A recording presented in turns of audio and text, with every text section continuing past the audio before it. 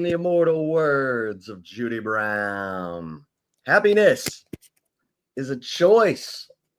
We're happy you're spending some time with us. Chip and Zay right here on Texas Sports Unfiltered, holding it down in the midday on an off-the-rails Thursday. Zay, how we doing? What up, dog? Happy Thursday, everybody. Feeling good, feeling great. Chip, how are you? Oh, man. You say that with such heartfelt, care and concern. I appreciate that. I always got care and concern, man. Care about you. I love you, man. Love that. 9 days out. We love love around here. Love around here. Absolutely. You know what I'm saying? So, yeah, no, it's, closing in. We're 2 days from Iowa State, Kansas State. We are 9 days from Columbus. Those lovely people up there welcoming Longhorn Nation into the Snake Pit in Columbus. Should be great. Those sweet, kind, warm, gentle people. Right. Open-minded, warm-hearted. Warm-hearted. You know, if you love college football, then you're welcome here. Oh, no, wait, we're talking about Ohio State. Okay, never mind. Ohio State, where they act like they're throwing the football, playing catch, and then when they see burnt orange, they throw an out route right into your head. Just saying. It's a different time. Okay. It's going to be better 20 years later? It's going to be better. Coming off of a national championship, they're going to be a lot better. I don't know when was the last time they won a national championship up to that point. Felt like it's been a minute. Right. They're fresh off of it. Fresh off of it. Like, they still got the champagne on their breath. Like, oh, yeah. They're not going to be as wild and crazy. But as we get closer and closer to this game, I'm getting more and more nervous because your colleagues at Bucknuts, which is the 24/7 Sports Ohio State Buckeyes site, way that they talking about the Buckeyes this year, man, it's just like, damn, what don't they have? Why wouldn't they repeat? They got corners, got the best wide receiver group in the nation, which doesn't come as a surprise. We're talking Ohio State here. Jackson Smith-Njigba, Garrett Wilson, Chris Olave, Marvin Harrison Jr., Mecca Mbuka. Like, they got guys. They always have wide receivers. Mbuka's gone. He is gone, but I expect him to have a huge year. With the Buccaneers? Oh, yeah. Chris Godwin's going to be out. Here's a sleeper. Zay's first sleeper of the fantasy football year. Yeah, get the sticky note out, Chip, because I know your fantasy draft might be coming up. Your boys is coming up soon. And Mbuka is going to be the wide receiver 2. Chris Godwin, another one of their big-time receivers. My man from Washington, I forget his name, but he's out for about 8 weeks too. So Mbuka's going to be wide receiver 2. And that dude, Baker, he going to find be cooking? They're going to be cooking. They're going to be cooking. Yeah. So back to my original take. Yeah, wide receivers at Ohio State, them boys they got now, Jeremiah Smith, Carnell Tate, Brandon Ennis. Those guys, they going to try to put up numbers. Can Julian saying get them dudes the ball? They talking about the running back, James Peoples. Ain't my peoples, but Ohio State's peoples. Have a big outbreak season that year for James Peoples, following the footsteps of Travion Henderson. How much do you like Travion Henderson? A ton. I don't know about draft, how he's going to do this year. Where is he at? New England? New England. Yeah. Quinshon Judkins, they tried to get him on that Ike Turner. I don't know what happened there. I don't know what happened there. If he can play, he going to be good too. But Cleveland drafted Quinshon Judkins and Dylan Sampson, the running back from Tennessee. I like Dylan Sampson a lot. No, he was good. SEC Offensive Player of the Year. Really good. Yeah. Yeah. Yeah, the Browns, they got Isaiah Bond, Quinshon Judkins, Deshaun Watson. They got a lot of guys with a lot of luggage. They got more baggage than a bellhop at the Ritz. Dang. Shout out to my man Isaiah Bond, dog. He spoke to the media, had his rehearsed speech on point. There was nothing authentic about that speech. I looked in the mirror the whole time and rehearsed everything that my team told me to say and my lawyer told me to say, which that's how you got to do it. Robot. Like, that's how you got to move right now, Isaiah Bond, because you got to show everybody. You did it in front of the camera? Oh, yeah, he did it in front of the camera. You going to make me pull it up? Because I can pull it up. Yeah, I think you got to pull that one up. Okay. We're trying to get Isaiah Bond up off the ground, get him going again. People need to see the look in his eyeballs, see how he's coming across. Because he's in a locker room full of distractions. Like that locker room, yeah. He needs to be on point. We played the Myles Garrett tape yesterday when someone asked him, how does it feel hitting that triple digits? What's the rush like when you see that speedometer going up over 100? Not really talking about, I'll talk about football and my charity event. My Myles Garrett said, it feels pretty damn good. What do you expect from me? I don't got nothing to do for 8 months. Play football for 8 months. I'm chilling. Don't you think that question came from a wacky FM DJ? Yeah, maybe. It was wacky. All right. He kept trying. Like Miles, like, I'll talk about football in my charity event. The guy's like, but I think people really want to know what it's like, that rush. Next question. No, Myles Garrett, he handled that perfectly. All right, here's Isaiah Bond speaking to the media for the first time after signing with the good old Cleveland Browns. Very excited to be a Cleveland Brown. I've been playing football since 6th, and I know it's a great privilege to play in the NFL, and I'm very, very grateful for that. I know there's going to be questions about the allegations, but my agent and my attorney have advised me not to go into detail. Since day one, I proclaimed my innocence, and I stand here today in that same way. I'm very excited to get to know my teammates and show the Cleveland Brown community why they made the right decision. We'll open up for questions. Okay. Robot. He took some questions? Yeah, I didn't get all that. All right. But don't ask me nothing crazy because I'm not going to answer it.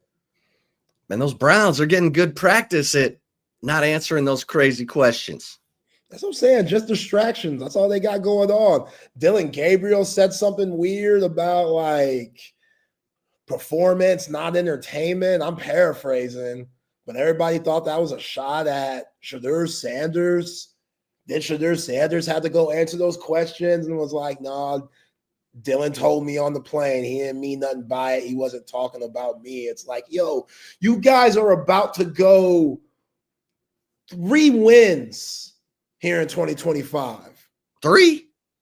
They got 3 under their belt. Flacco could get them 2 just from Super Bowl IQ. Super Bowl champ, he's got that in his blood. So that'll give you 2 games. It's still the NFL. Like, you got to respect these guys. They still got Myles Garrett. Myles Garrett can disrupt 2 games, but they got 3 on their belt, maybe 4. 4-13? 4-13. Struggle bus. When Shedeur gonna play? Because Joe Flacco, he just getting a paycheck at this point. Like, I feel him, love of the game. I respect everyone that has a love for the game, but we know Flacco ain't got nothing left. So now you just playing just to stack them pockets a little more and be in that locker room. Like, I feel bad for Flacco's wife. I don't know if he's married or anything, but he clearly don't want to come home. He should have been home a long time ago. Like, this should be it. Y'all should be on vacation somewhere. Getting a nice-ass Winnebago, cross the country, sightseeing, places you've never been before. But instead, Joe Flacco says, yo, I'm trying to be starting quarterback for the Cleveland Browns here in 2025. You can't say Joe Flacco don't love the game, man. That's dedication. Because I wouldn't want to be a part of that crap show when I got all the accolades and skins on the wall that Joe Flacco does. He don't need to play no more chip. I'm sure he's been smart with his money, so he doesn't have to play for the check. At least I don't think he does. Maybe he's been blowing it in Atlantic City or something. Maybe it's something that we don't know about. Maybe he really wants some serious generational wealth so his great-great-great-grandkids can live comfortably. I ain't mad at that either. But for him at this point of his career, Joe Flacco, Super Bowl champion, now he's starting to bounce around. For him to sign up for this circus, you just got to love the game. You got to be kind of insane too. Because again, you're not going to win ball games. You're not going to have success. So like, you know how people say I missed the locker room? The locker room is going to be a very dark place if guys care. Now, I don't know how it is in Cleveland at this point. We've heard very bad things over the course of these years, decades on since the Browns came back. But maybe they are still having fun when they're getting their ass whooped each and every week. You just wandering off into the wilderness on this. I'm not. I'm just trying to figure out why. Like when Joe Flacco wakes up, you know those muscles ache. You know that burn, that recovery at how old Joe Flacco? He be pushing 40. He got to be pushing 40. 40 years old, Joe Flacco's 40 years old on the dot. So you know that recovery time, it's a little different. You got to be really dedicated, motivated to get up each and every day and know, damn, I got to play TJ Watt twice a year. Damn, I got to play Roquan Smith's crazy ass twice a year. Well, speaking of quarterbacks, not to get us off the Browns' nomadic journey through 2025. But UTEP has named its starting quarterback. What?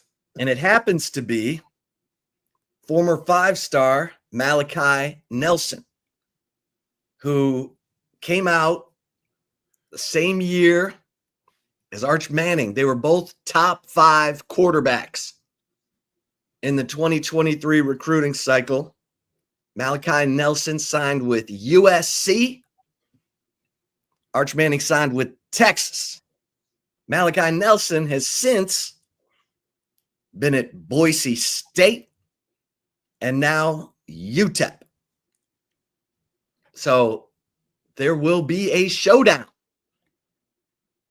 at DKR on September 13th between two former top 5 quarterbacks from the 2023 recruiting cycle. Interesting. I mean, obviously Malachi Nelson's career hasn't gone the way a lot of people thought it was going to go.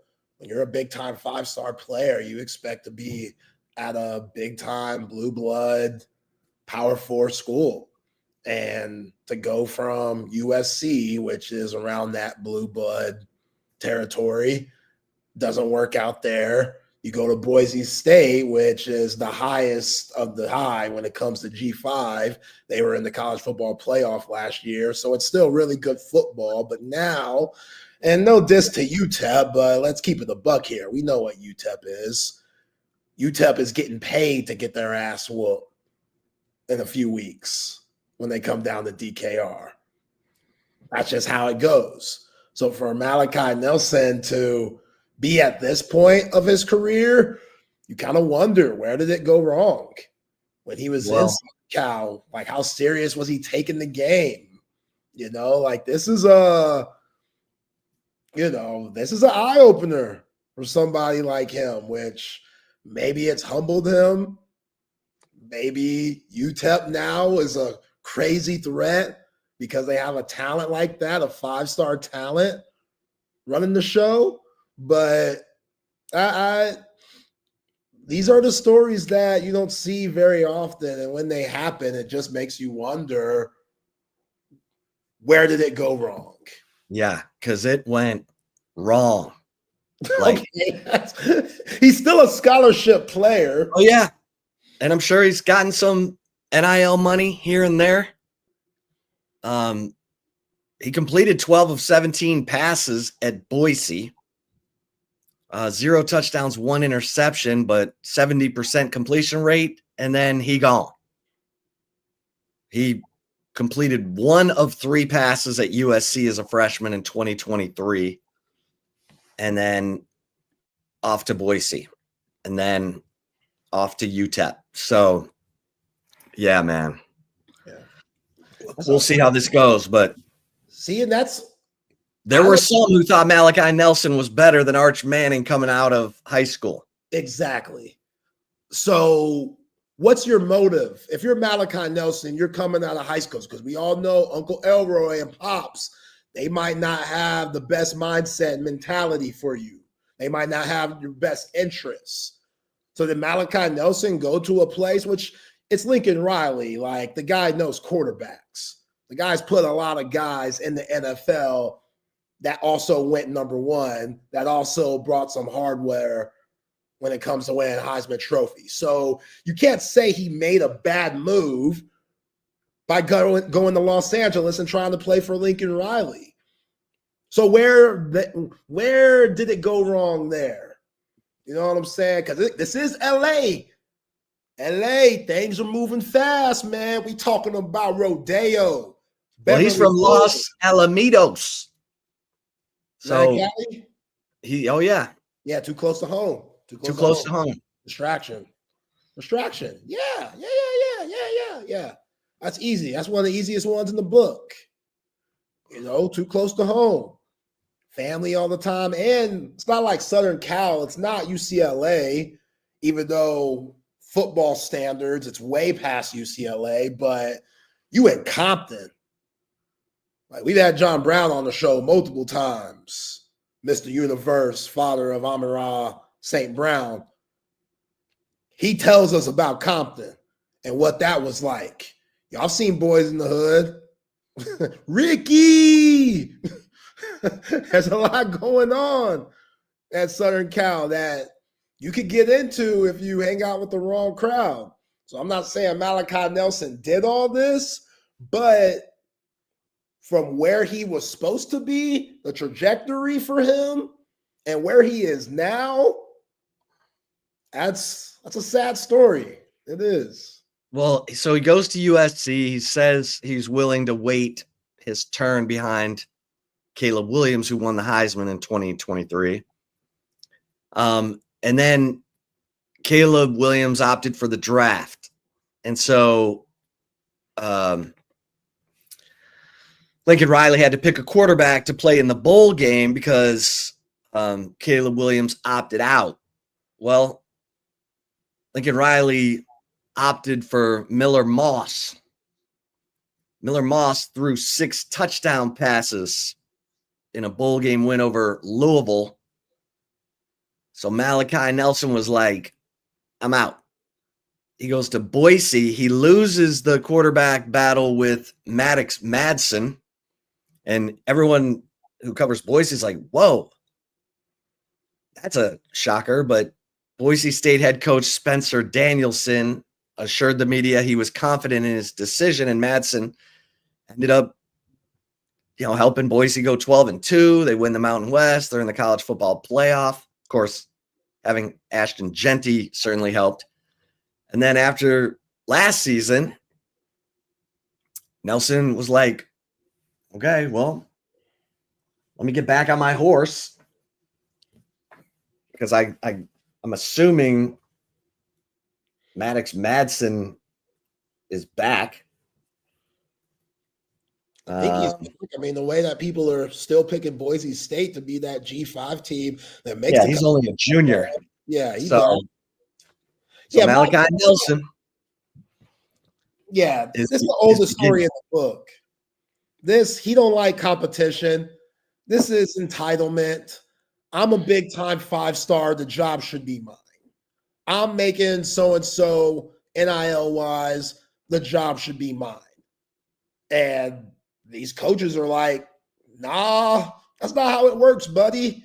Sorry. If somebody else is out here doing the little things and watching film and busting their ass and first one in, last one out mentality, and you ain't, we don't care what your rating is coming out of high school. I appreciate coaches like that. Yeah. Like, that's just what you're not going to cost me my job because you feel entitled to a job that you didn't earn, son. Like, you out here losing the Miller Moss and old Madison at Boise State, and you keep moving, you keep leaving these schools. You know, at UTEP, he probably ain't going to get beat out at UTEP. UTEP, he could still have that same mentality where it's like, oh, yeah, backup. It don't matter who the backup is. I could go out downtown, be out till 3 a.m, come in and still start and be fine. I can still live wild, still have a good time, still enjoy the college life. While maybe those other guys aren't doing that or staying low key. Well, he beat out the incumbent starter, Skylar Locklear. So this time he's come in and he's gotten he's won the job over a returning starter. In fact, both of the returning quarterbacks for UTEP, Skylar Locklear and Cade McConnell, had both started games. Of course, UTEP went 3-9 last year. Yeah. So here we go. Let's see if Malachi Nelson is still the starter come September 13th. Because sounds like Malachi's like a finely tuned violin. If one string is out of place, he's all out of tune. He's all busted up. So, yeah. That's why, again, you gotta salute Arch Manning, because he could have easily done what Malachi Nelson did. He could have easily saw Quinn Ewers come back for another season to try to win a national championship in the SEC for the first year. And he could have been like, nah, I could go beat out Gunnar Stockton. Kirby Smart wanted me. I could go beat out Ty Simpson. Once upon a time, Alabama wanted me, even though that was Nick Saban and them. But I'm sure Kalen DeBoer would have took the call too. Well, and that's the thing about Arch, is that he knew, playing at Little Isidore Newman, that he needed to have some time to learn and grow and get coached up. And even though he was all, busted up as a freshman, venting to Paul Christ about. Yeah, he really didn't like sitting the bench. Well, because he was used to always being the guy. But he grew up, he stayed the course, and now he's entering his third year in this offense, and it's all systems go. And that's the other thing. I mean, people are like, Arch has only started 2 games. Well, Arch has been in the program for going on 3 years. Like, he should be really comfortable with this offense. The only question that he's got is who of my playmakers is as comfortable with this offense as I am, so that when I throw it right there, they are right there. And I think Ryan Wingo, something's clicked with Ryan Wingo here the last 10 days. We know DeAndre Moore can get it done. And you got 2 receivers. You got Quintravian Wisner, CJ Baxter. You got a tight end that can help block if one of these tackles is struggling. Okay. Away we go. But, yeah. Honestly, I was a little surprised. I wasn't sure that Malachi Nelson would win that job at UTEP. But, hey, he beat out the incumbent. 2 of them. Because the other dude had a season-ending injury. If you go from where he was to where he is now at UTEP, he made sure before he signed those papers, he was going to be the starter. I don't think that it was one of those, I'm not coming here to battle anyone. I really do. In this track record, you're a former 5-star. Yeah, and he was a 3-star in the portal. Yeah, that's not good. So you want to go to a place where it's yours. Like, you've waited long enough. Back it up, Caleb Williams, Miller Moss takes your job. Homie at Boise takes your job. You don't need none of that battle stuff. The clock's ticking now.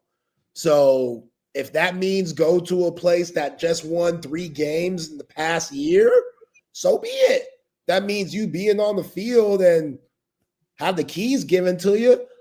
I'm sure Malachi Nelson will take that compromise. And now Miller Moss is at Louisville. It's the grind, man. The guy who beat him out and chased him off. He's not at USC anymore. Yeah.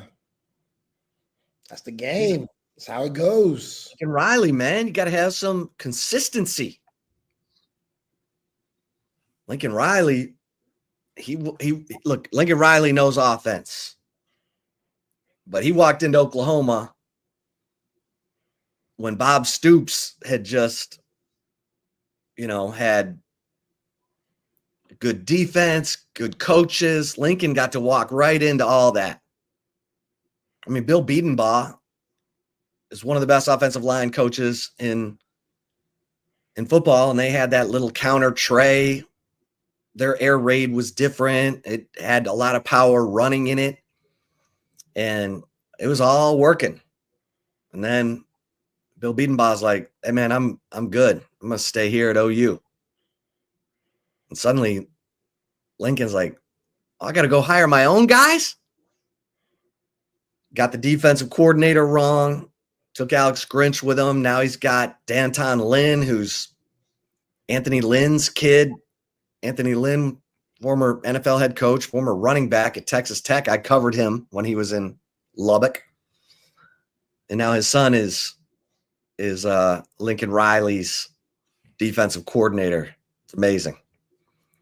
And USC, I mean, there's all kinds of glare on USC because Lincoln's magic, the mule shoe magician, it's not so magical anymore. Yeah, you probably lose you lose your best offensive player, Zachariah Branch. He goes down to Athens, be with Kirby Smart and the Bulldogs this year. That was a big blow. I think he's given himself some more life with a really good recruiting class coming in the next year. But yeah, life in paradise. It's a little different. A little different this year. A little different. We'll have to get we'll be talking to Lance Taylor here in a second. He's got some LA homerness to him. Jesus. Oops. Jose says, Chip, do you expect a lot of true freshmen to play versus Ohio State? Sark said he wants to play up to 30 players versus Ohio State. Yeah, I do. I think you'll see Grayson Littleton. I think you'll see Cade Phillips among those true freshmen. I don't know how many more you'll see, but I think you'll see those two. Yeah. Lance Jackson. You could see Lance Jackson. Justice Terry, possibly. So 4. Yeah. How about that? Steve Sarkisian said we got 15 to 16 starters on defense, and we're going to play up to 30 players on defense in the first half of that game. All right, let's bring him in. Our SEC insider and I gotta roll.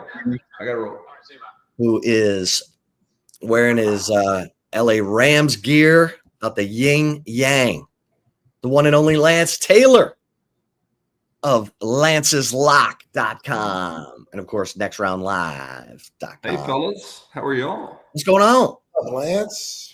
Just getting ready. Lincoln is soft as fuck. We all talking about Lincoln Riley? Well, yeah, we started off talking about Malachi Nelson, who was just named the starting quarterback at UTEP, who plays Texas on September 13th. And of course, Arch was the number 1 quarterback in the nation, and Malachi Nelson was number 5.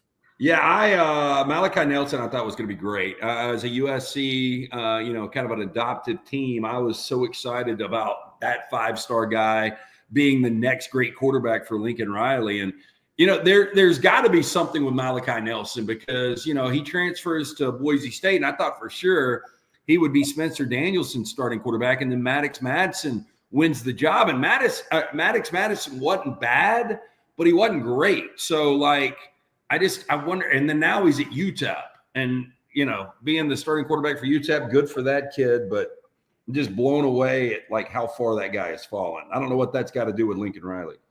Well, Miller Moss, remember he had to pick a quarterback because Caleb Williams was opting out of the bowl game. Lincoln Riley picks Miller Moss. Miller Moss throws for 6 touchdowns in that bowl game, I think against Louisville. And ironically, Miller Moss is at Louisville. Louisville. Yeah. So what's going on? Forget Malachi Nelson. The guy's got to probably put down whatever he's Well, smoking. I mean, look, real quick though, because I see Chris has got 2 comments here. Lincoln, soft as fuck. I don't know. I think he, I think he's definitely underachieved. I do think they're going to be better than advertised this year, and I think they were better last year than they were 2 years ago. They just lost some really tight games. They're not going to have elite play at quarterback this year. And he also says Straight Outta Compton, great movie. I agree. Okay, so anyway. So better album. I was just going to ask you about Lincoln Riley. Are you done? Are you okay? Where are you on the Lincoln Riley bandwagon bus? Throwing him off. Well, the guy is proven. People can say, he was handed a ready-made program at Oklahoma when Stoops left, late, or depending on how you look at the calendar, how it falls. But, he kind of just transitioned into that. But Lincoln Riley still had a ton of success at Oklahoma. And, wasn't far away. If you go back to the year that Caleb Williams won the Heisman Trophy 3 years ago in Lincoln's first season, remember they were 11-1. They played for the Pac-12 championship, and they were dominating the first half. And then Caleb pulls kind of a hamstring, and then Utah ends up dominating the second half, and they win that game. If USC wins that game, USC's in the college football playoff. And look, the last couple of years haven't gone well, and the defense hasn't been. But I do think DeAnton Lynn is got the defense. It was much better last year. I think it will be even much better this year. And I think they could be one of the surprises. Everybody's trying to identify, who this year's Indiana, Arizona State, those teams are going to be, the SMUs. And I think when you look around the Big Ten, I mean, look at Nebraska with that schedule. Everybody's talking about Illinois, which means that will not work. But I think USC, although they are a blue blood, it still would be a surprise to a lot with Jaden Maeva as your starting quarterback if they were to get to a college football playoff. But it wouldn't blow me away. I think USC's got a chance to be pretty good this year. We'll see. Yeah, they play at Illinois, at Notre Dame, at Nebraska, at Oregon. Yeah, and they're going to be dogs in all those games. But you win 2 of those games. I mean, at 10-2, your best opportunity is to not play in the Big Ten championship. Avoid that, and at 10-2, get in that large. And with a brand like USC, you probably would. You're not buying Illinois as Big Ten champ? I am not, Chip. I am not. I think Luke Altmaier is a good, solid quarterback. I think Brett Bielema, I was one of those guys that I thought Bielema did a fantastic job at Wisconsin. I thought he was okay at Arkansas. When you look back at guys that have coached Arkansas, from Chad Morris to what you've got right now at Sam Pittman, when you overall averaging about 7 or 8 wins at Arkansas wasn't bad for Bielema. So I think ultimately Bielema is going to be back at his alma mater at Iowa. Kirk Ferentz, once he retires, maybe at the end of this year, I think Bielema will take that Iowa job, but I could be wrong there. But I don't think that they are their win total 7.5 in Vegas right now. And people can talk about they're going to win 10 or 11 games. Las Vegas has them at 7.5 for a reason. And you start to look at the schedule, there's 4 or 5 hiccups on that schedule. So I'm not buying them. Okay. All right. How about what Jose thinks right here, Lance? I think Bama goes 8-4. Lance will do some drinking this season due to this upcoming season. No quarterback, no running back. That's right. Jam Miller, I guess, got hurt out for a chunk of the season. And obviously Jose is not big on Ty Simpson either. Lance, what do you think about that? Well, I actually, Jalen Milroe, we've talked about that experience that Alabama fans had last year. The highs were so high and the lows were so low. And I just think you're going to get more consistency. And I've said this a bunch. I think with Ryan Grubb coming back and reuniting with Kalen DeBoer, I think it does a lot of things. I really think it solidifies Kalen to delegate more and really trust Ryan Grubb. He had a first-year play caller last year in Nick Sheridan, who will still be involved in this offense. But I think what Ty can do and what they really want to do is they want to play fast and they want to do a lot of short, intermediate passes. And Jalen Milroe he wasn't accurate at those distances. He threw a nice deep ball. He was as athletic as any quarterback. But these are the passes. And one of the reasons that kind of their floor for completion percentage is 65%, I think he's going to complete around 70% of his passes. According to all the coaches, and I talked to a guy yesterday that was at their big scrimmage this past weekend, he's only turned the football over twice the entire fall camp. Like Ty Simpson and we'll see once the lights come on and the live bullets start flying, but he doesn't turn the football over. He is very accurate on these short and intermediate routes. He's a much more athletic guy than people want to give him credit for. I think in 2022, he was the number 2 or 3 dual purpose quarterback coming out. So he's got some wheels. Jam Miller, look, that injury is big, but look, it's not like Jam Miller was one of the best running backs returning in college football. I mean, how often do you see, maybe not often, like an Ollie Gordon comes out of nowhere, didn't even start the season for Oklahoma State. You see it in the NFL a lot where running back to me is the easiest position. And this is not a knock on running backs, but you kind of can plug and play. And, they've got Richard Young, who's got a little bit of experience. Dre Washington is a senior that has a lot of experience coming from Louisiana, different level. But I think he's a guy that you probably trust with some touches early on in Tallahassee.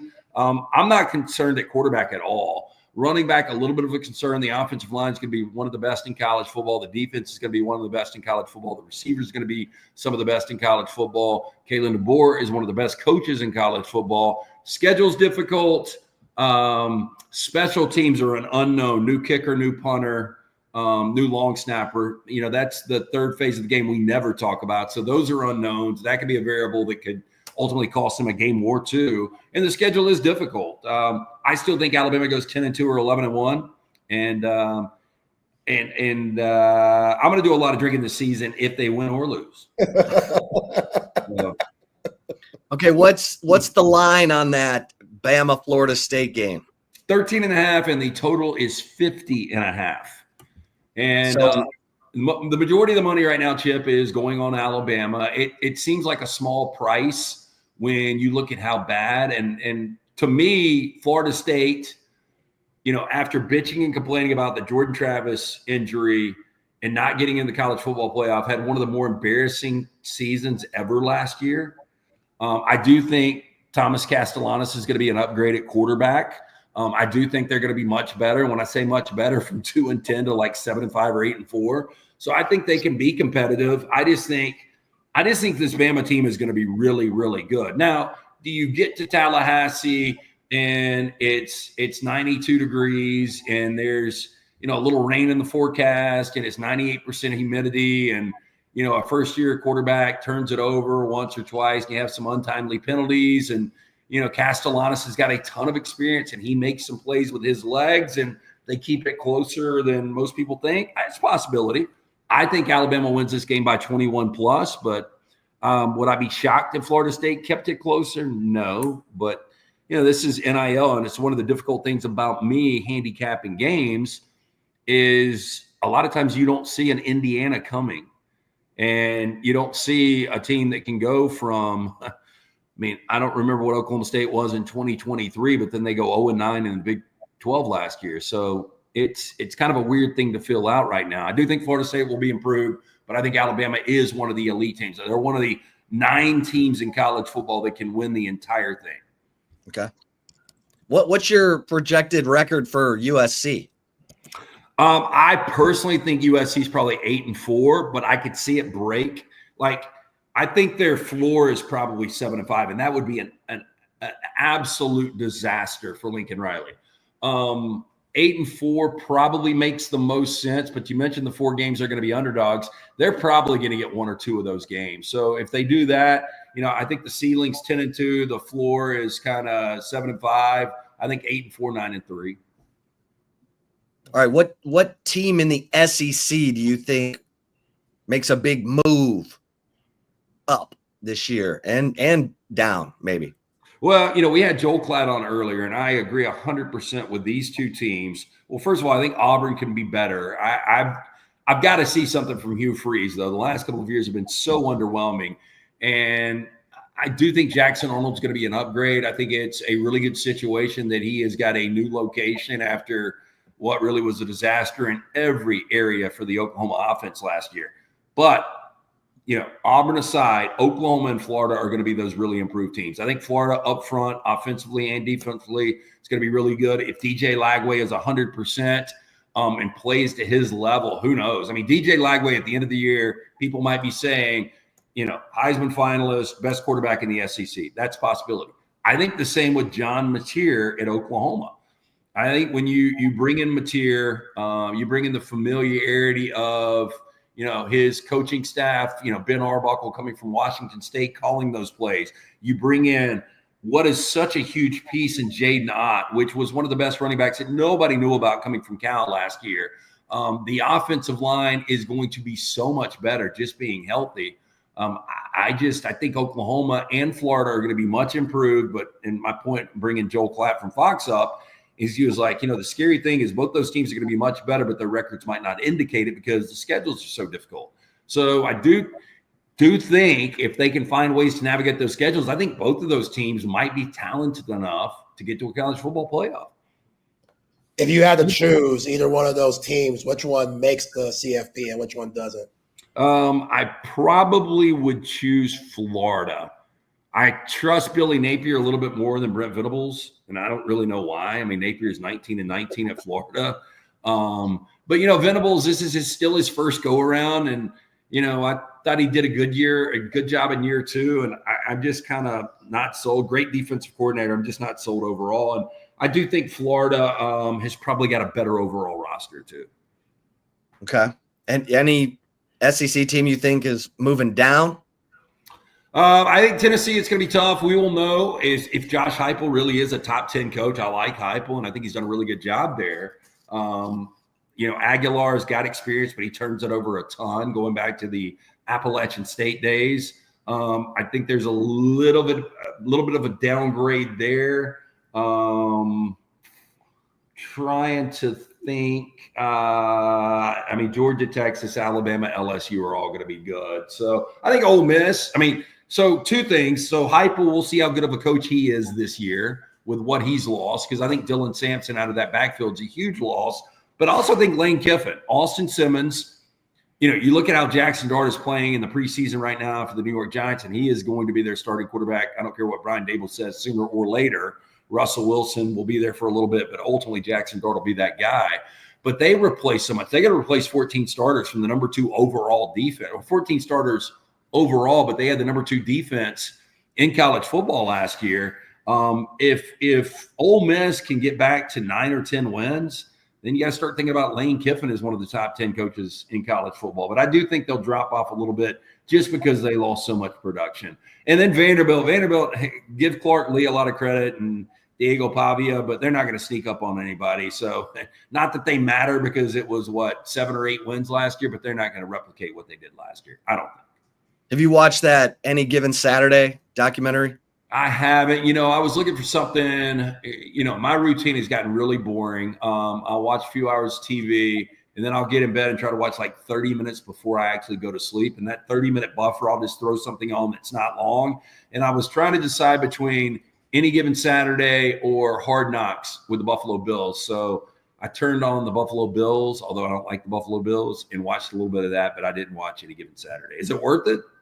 I mean, they do a bunch on Diego Pavia, and I've never heard a coach drop the F-bomb more than Clark Lee of all people. And he said, I've not tried to change Diego Pavia in any way. I wouldn't. And Diego's, he's just like, he's up for a street fight anytime, anywhere. And so it is. It's actually the Vanderbilt part of Any Given Saturday is probably some of the most entertaining. Yeah, well, what I don't like is I don't think there's any Alabama. I don't think there's any LSU. I don't think there's any. No, there is LSU. They opted in. Alabama opted out. Texas opted out. Georgia's opted out. Yeah. So there was a lot of brands that weren't there. So that was one thing that bothered me. And I got to give credit to Ryan Brown, one of my co-hosts, because he was the first to bring this up. But it's so true. Maybe Clark Lee has got the potty mouth because if he just would have stayed one more year in South Bend instead of taking the Vanderbilt job, he probably gets that Notre Dame job. Now, I'm glad it went to Marcus Freeman because Marcus Freeman is one of my favorite coaches out there. And I've said this before, is hated as that brand was forever. He is the first likable Notre Dame coach I have ever seen in my life, ever. Even going back to the guys I didn't know, those guys weren't likable. Yeah, Dan Devine, he was kind of a bitter beer face guy. Yep. And then it got weird. They went with Jerry Faust, a high school coach. Yeah. Yeah. I mean, I don't know about you guys, but like if you could name your coach, and I know, Alabama fans should be excited about Kalen DeBoer.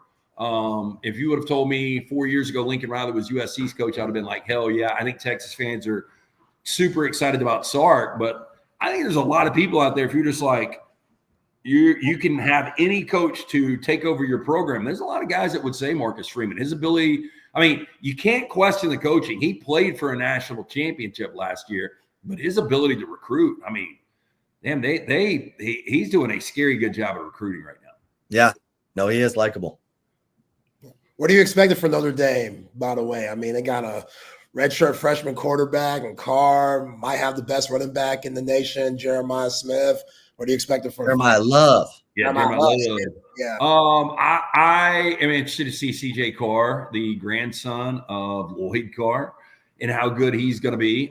Because I don't really think as much experience as you had at the quarterback position the last couple of years, from Sam Hartman and all those years at Wake to last year Riley Leonard, again coming from the ACC. Now you're going to a guy that doesn't have any experience, but those guys weren't like elite quarterbacks. They played well, but they didn't play at an elite level. And I'm just interested to see how good the CJ Carr guy is. They have, along with Clemson, I think the best odds to go undefeated in college football. I don't think anybody's going to go undefeated this year.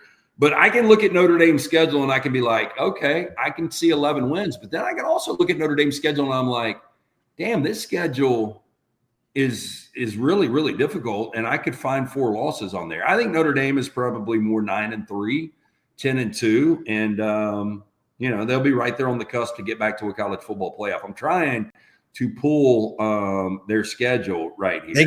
They open at Miami on that Sunday night, the 31st. And then they got A&M. And then A&M in South Bend. And then Purdue at Arkansas, Boise, NC State, then USC in South Bend, at Boston College, home against Navy, at Pitt, home against Syracuse, at Stanford. So it's front loaded. I mean, those first 2 games are make or break. Well, I mean, look, if they're 2-0 coming out of the A&M game, they're going to be 3-0. We did our top 5 biggest upsets in college football, and I did have that game on September 27th in Fayetteville I've got Arkansas beating Notre Dame. It just seems like one of those games. I don't like the fact it's 11 o'clock game Central Time. Doesn't give the crowd enough time to really get juiced up. I would feel much better if that was 2:30 or 6, 7 o'clock prime time. I mean, Notre Dame is probably 10-2. I mean, I think the receiver is going to be better. Jeremiah Love is going to be a stud. They've always got great offensive line. So 10-2, they're probably back in the college football playoff. Is this a year where the Miami Hurricanes, it's like, if not this year, then never? Yeah. Under Mario Cristobal? I'm not a crystal ball guy. I don't know where you guys are. I'm not either. Yeah. But my God. Yeah. I don't know. Yeah, if it's not this year, I mean, they've got, it seems like everything. You've got a fertile recruiting ground. You've got tradition, at least in the eyes of these kids that are signing now, and then in the eyes of their dads and uncles and all that kind of stuff. Again, they've got a lot of money behind the program. You're paying Cristobal a lot. You seem to be able to go out in the transfer portal and get whatever quarterback you want. I mean, now from Cam Ward to Carson Beck, I mean, you've got – and I don't care what people say, Carson Beck is one of the top 10 talented quarterbacks in college football. Now, coming off that injury against Texas, we'll see how he plays. Xavier Restrepo is a big loss. Damian Martinez is a big loss. They lost their tight end as well. So skill-wise, they've lost a lot. But I think Miami, I'd be – you know, I mentioned earlier, I think there are 9 teams that can win the college football playoff. I stop it and I go 1 through 9 about the AP and the coaches poll. They're mirrored, but number 10 team is Miami. And I think like 95% of teams in the top 10 or 95% of the polls since 2002, one top 10 team that started in the preseason ends up outside of the top 25. If I had to bet, I would think that is Miami this year. So I wouldn't be surprised if they're 8-4 or 7-5. I just don't have a lot of confidence in that brand anymore, and I don't have any confidence in Cristobal. Yeah, I agree. All right, Lance, going to Ireland. Get your bacon and cabbage ready. Iowa State, Kansas State, week 0. A lot on the line in the Big 12. How's this one play out? Oh, man, like I've talked about this all week. If there is a kryptonite in the Big 12 for Chris Kleiman of Kansas State, it's been Iowa State. They've won 4 of the last 5 meetings against Kansas State. They've covered 5 straight against Kansas State. The 11th matchup we will have in Ireland since 1988, by far the best, the first top 25 matchup. I lean Kansas State and Utah now to play for the Big 12 championship, so I lean Kansas State to win this game. Hard to believe whoever wins this game is going to be in the Big 12 championship game, in my opinion. Yeah, I don't disagree with you, Chip. But I mean, and I know you love Rocco Beck, but you know, Rocco Beck is missing what you normally don't have in Ames, and that's NFL receivers in Jalen Noel and Jaden Higgins. And you know, week 1, those are big losses for a quarterback that had that security blanket last year. Kansas State, you know, best target is back. Their second best rusher is back in Dylan Edwards. I think Avery Johnson's going to have a breakthrough year. Comes down to one of 2 things. Like, does Iowa State have enough on the perimeter to make a couple of big plays? And can Kansas State, their offensive line, which is patchwork right now, can it hold together against Iowa State? I lean Kansas State right now. I haven't given an official play out yet, but we won't have side and total on that. But I'm leaning. This number went from 4.5 in some spots, it's all the way down to 3. But I'm looking to play K-State right in this spot. Who's favored? Kansas State. Okay. Yeah. Okay. Yeah, I firmly believe whoever wins that game is going to be playing for the Big 12 championship. Iowa State has a schedule where they do not play. They don't play Baylor. They don't play Texas Tech. They don't play Utah. And they get Arizona State in Ames. Yeah. So it's a pretty good schedule. And you know what? As good as Matt Campbell is, you've kind of seen this a little bit. And I do think when you lose Higgins and you lose Noel and you were +9 in turnovers, and that was a big deal in that crowded, bunched up Big 12 last year, you know, it's really hard to have great turnover ratios in back-to-back years. And so I just don't think the ball bounces their way as much this year.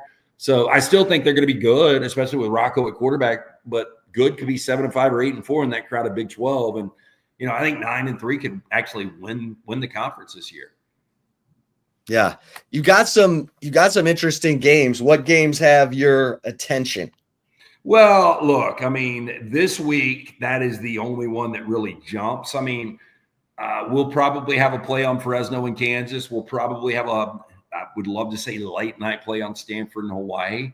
But we'll probably have a play on that game where on the island, Hawaii is a 2-point favorite against an ACC Stanford right now. But, you know, limited, abbreviated week 0 schedule. Iowa State, Kansas State is, I mean, that's the one. I wish it was a little later in the day, but, you know, we'll take what we can get right now. Week 1 is going to be awesome, though. I mean, when you really start to look at how it stacks up and there is no easing into the college football season, you know, when you go that Friday night with Auburn and Baylor, and then obviously with you guys kicking it against Ohio State and Alabama, Florida State, and then LSU, Clemson that night. I mean, let's get ready. Can't wait. Yeah, I really like Clemson this year.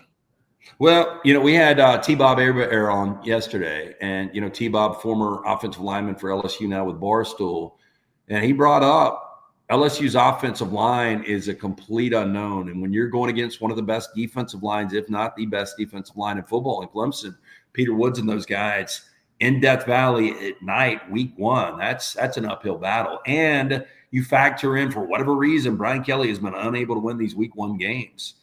And I think Klubnik, to me, is probably the best quarterback right now in college football. We'll see how that plays out, the way he played second half of last year. I just think he's going to be really confident. I still don't think LSU's defense is where it was. I think it's going to be a little bit better under Blake Baker. But, yeah, I'm with you. And that number is stretched up to 4.5. So I think smart money has gotten behind Clemson a little bit. Okay. Zay, you got one more? Yeah, I do. Lance, I heard Hugh Freeze talking with some radio team up there in Auburn, and they asked him about possibly playing 3 quarterbacks opening day against Baylor. And that's pretty crazy, but it's Hugh Freeze, so you never know. Could you see that happening? Have you heard that much positive talk about Ashton Daniels and Deuce Knight maybe coming in and maybe having some packages put in for them also to go along with Jackson Arnold? You know, we talked about this in depth a couple of days ago because, you know, on those, when you've got your home broadcast team on these coaches shows, they normally are asked to feed a coach a question that the coach knows about. And that was one of those that when it was asked, it was almost immediate, like Hugh was prepared for it, like he's the one that threw it out there. And I don't know if it was – I mean, there's no way Dave Aranda is going to bite and be like, oh, my God, we got to go get Ashton Daniels film from Stanford. And, you know, we've got to see what this true freshman is all about. To answer your question, no, I don't see it. I think that is going to be a super competitive game. I think it's like equal teams on each side with Baylor and Auburn. And if Jackson Arnold doesn't play the entire game, sans some kind of gimmick, I would be blown away. And if Jackson Arnold is struggling, and I don't know if you guys watched any Stanford football last year, but Ashton Daniels, he's an athletic guy, but that is not who you want coming in this game. So I'm not buying it. I think it is Jackson Arnold's show, and we'll see where it goes from there. But I do not think that you will see – I don't think you'll see 2 quarterbacks against Baylor. All right, what's going on over at lanceslock.com?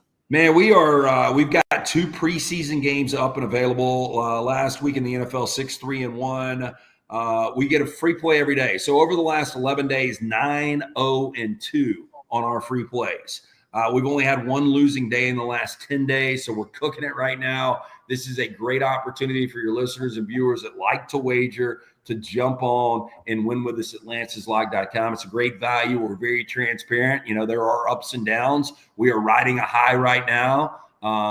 And we won both in the NFL and college football last year. Again, we're coming off a big week in the preseason. We're going to close out the preseason on a high.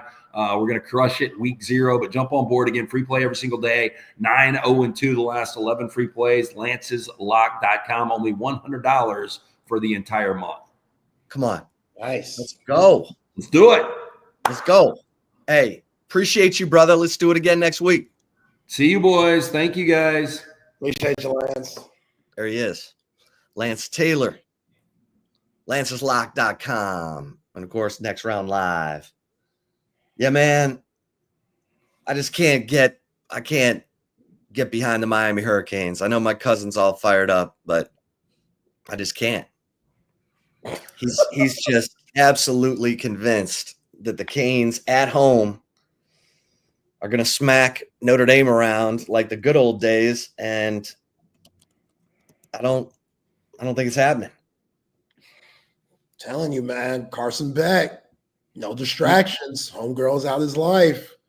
Time to rock and roll. Bert Auburn, maybe no distractions. I don't know. Joe K, I'm with you, bruh. Sideshow Bert, Carson Beck, they on that 2-man South Beach. Seeing what honeys they could possibly pick up. Come on. My cousin says their offensive line will be one of the best in the country. Defensive line has beasts on the ends. There we go. And up the middle. Carson Beck. Deep, strong running back room. Damn, he makes these guys out to sound like the friggin' Kansas City Chiefs. And they brought in several DBs that are physical and can cover and tackle. Okay. I mean, I'll say this. Steve Sarkisian doesn't end up with Kelvin Banks and DJ Campbell if Mario Cristobal stays at Oregon. Or Cam Williams. Kelvin Banks and Cam Williams. And when Cristobal left Oregon for Miami is when they reconsidered and the Pancake Factory hit and they're like, yeah, let's go to Texas. And that worked out. So,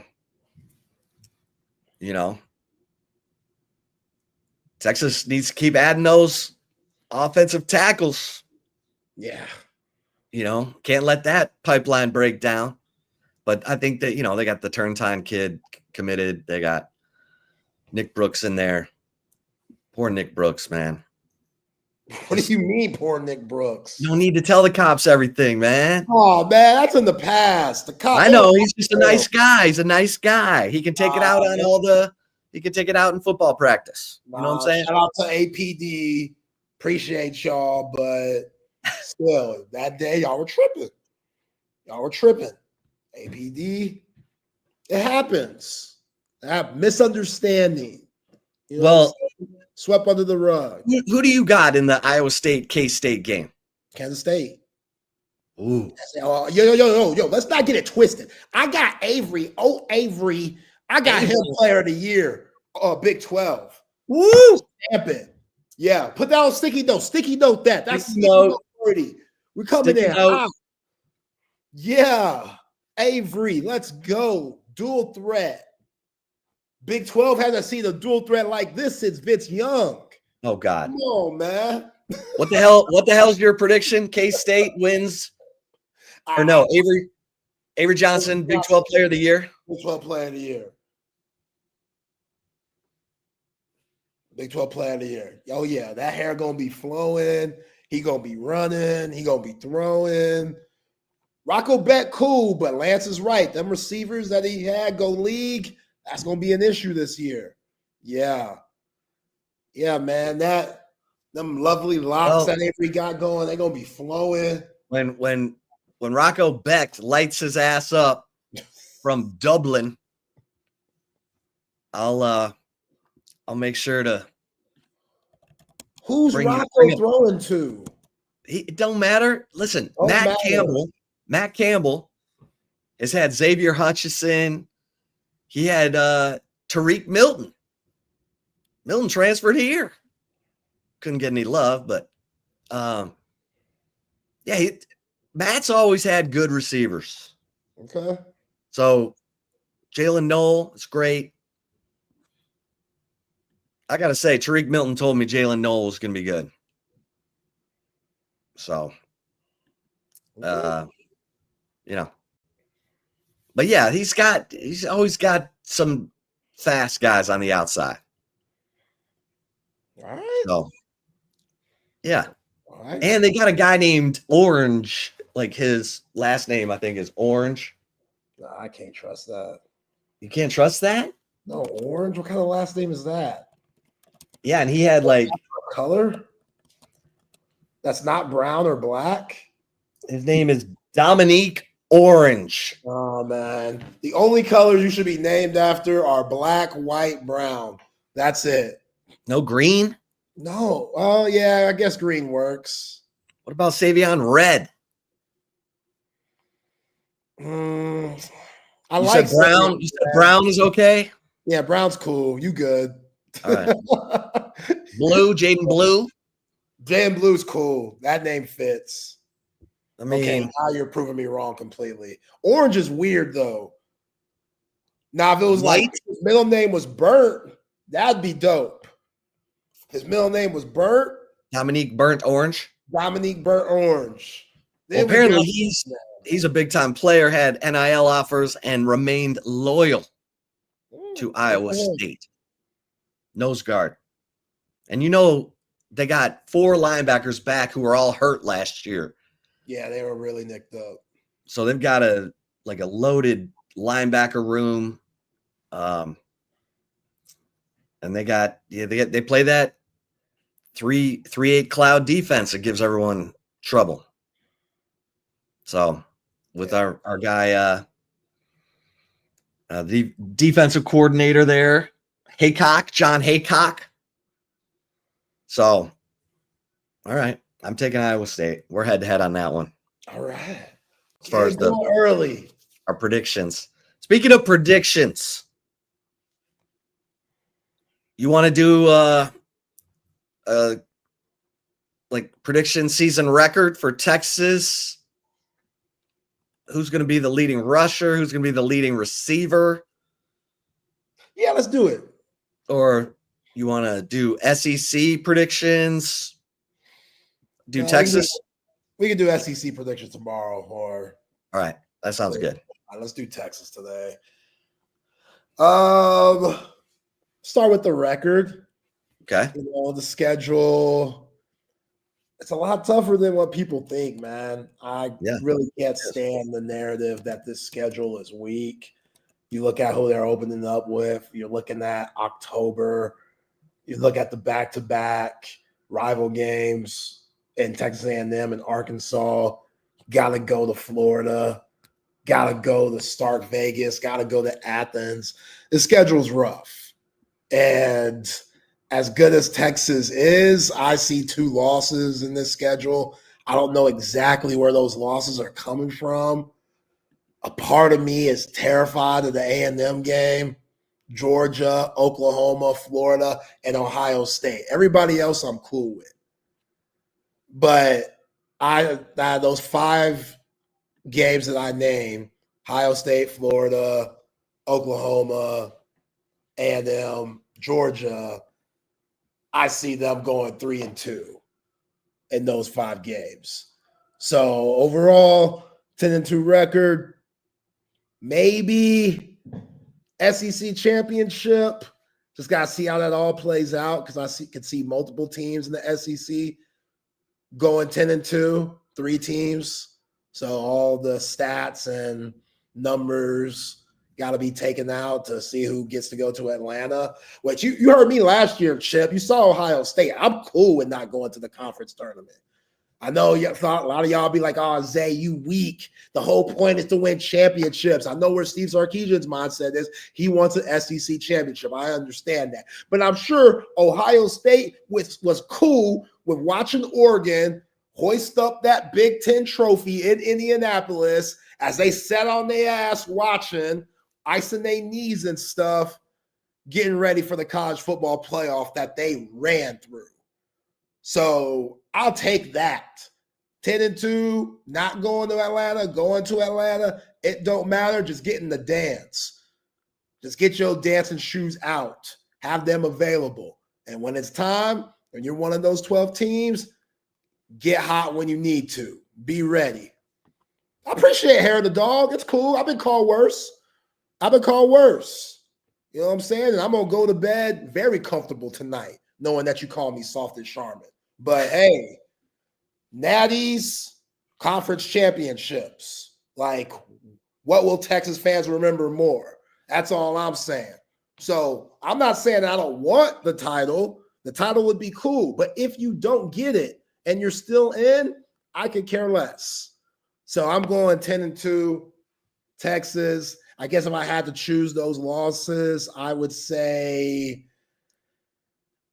oh, God, Florida and Georgia. I can't say OU A&M, even though I have a weird feeling in my tummy.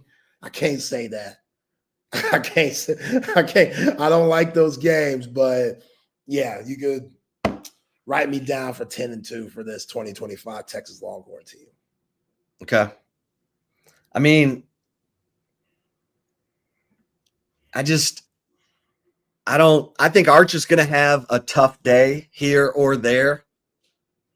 There's going to be that game. I think he could end up playing really well against Ohio State. I think Texas can win that game. I'm going to pick them to win that game because I think Texas's defense is going to be really tough on a first-time starter at quarterback. Florida, because I'm with you. I think Florida, that's a scary game. But what's going on with DJ Lagway? This guy missed a lot. He's hurt, man. I mean, he missed a lot of camp with he's had the shoulder, then the calf strain. But the guy was 6-1 as a starter. I know that. So Florida, if they have DJ Lagway on the field, is a scary game. It's going to be physical. That game was physical last year. So then they go play OU. That's going to be a war. OU has a good defense, although their corners, this is the game where Arch needs to exploit those corners at OU because I think they're the soft spot. OU also has no tight end, but it's not important at this point. So let's say they beat Ohio State, beat Florida, and beat OU. Then they go on the road at night at Kentucky. And that should be a game where your defense and your field goal kicker gets you out of there 13-10 if the offense is just like having the worst night of its life. I'm gonna step out here. And the cozy, comfy pick, I think, is 10-2. But I'm going to say that Texas goes 11-1. And I'll give Georgia the benefit of the doubt because they've won 31 straight games there. But their offensive line wasn't that good last year. That's probably the most disappointing thing. Texas forced 3 interceptions by Carson Beck and got beat by 15. I mean, the offense could do nothing against Georgia's defense. Georgia has a whole new defensive line. They've got 4 new starters on the offensive line, but they've got Kirby. They've got the home crowd. Kirby seems absolutely determined to keep Sark from getting up off the canvas in this series. We'll see. Texas should have won last year in the SEC championship. If Sideshow Bird could have hit from 42, but he didn't. After hitting from 37, couldn't hit from 42. But I'm going to say 11-1. Okay. I think this defense is that good. And I think they're going to make life really hard on people. And Arch, I think, will get into a groove. If they beat Ohio State, you could see this. The Joe Burrow effect. I'm not saying he's on his way to 60 TDs, but that kind of win. I do think back to 2019 when Burrow and LSU came to Texas.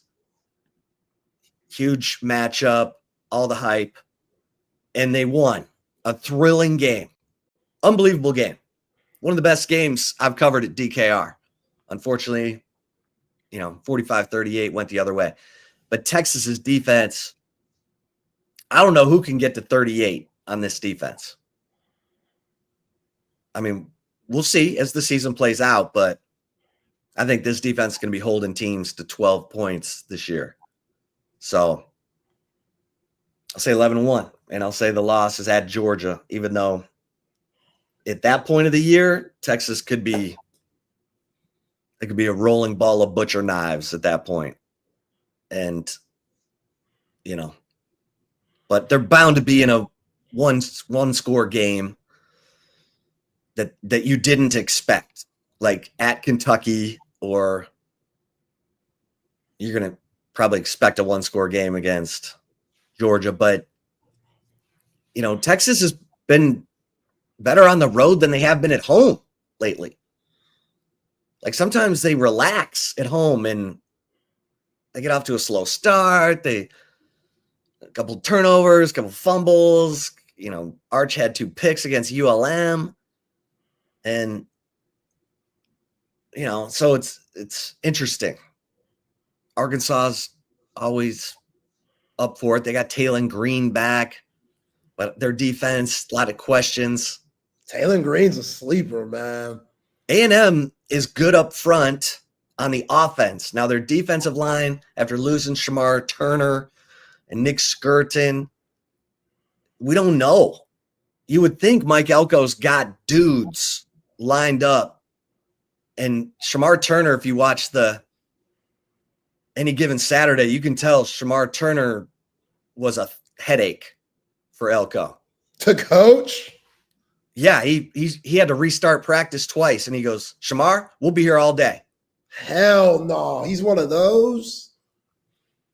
Who, Shamar? Yeah, he's one of those that coach has to say that. Like, yeah, and he's going to the Bears. Good luck.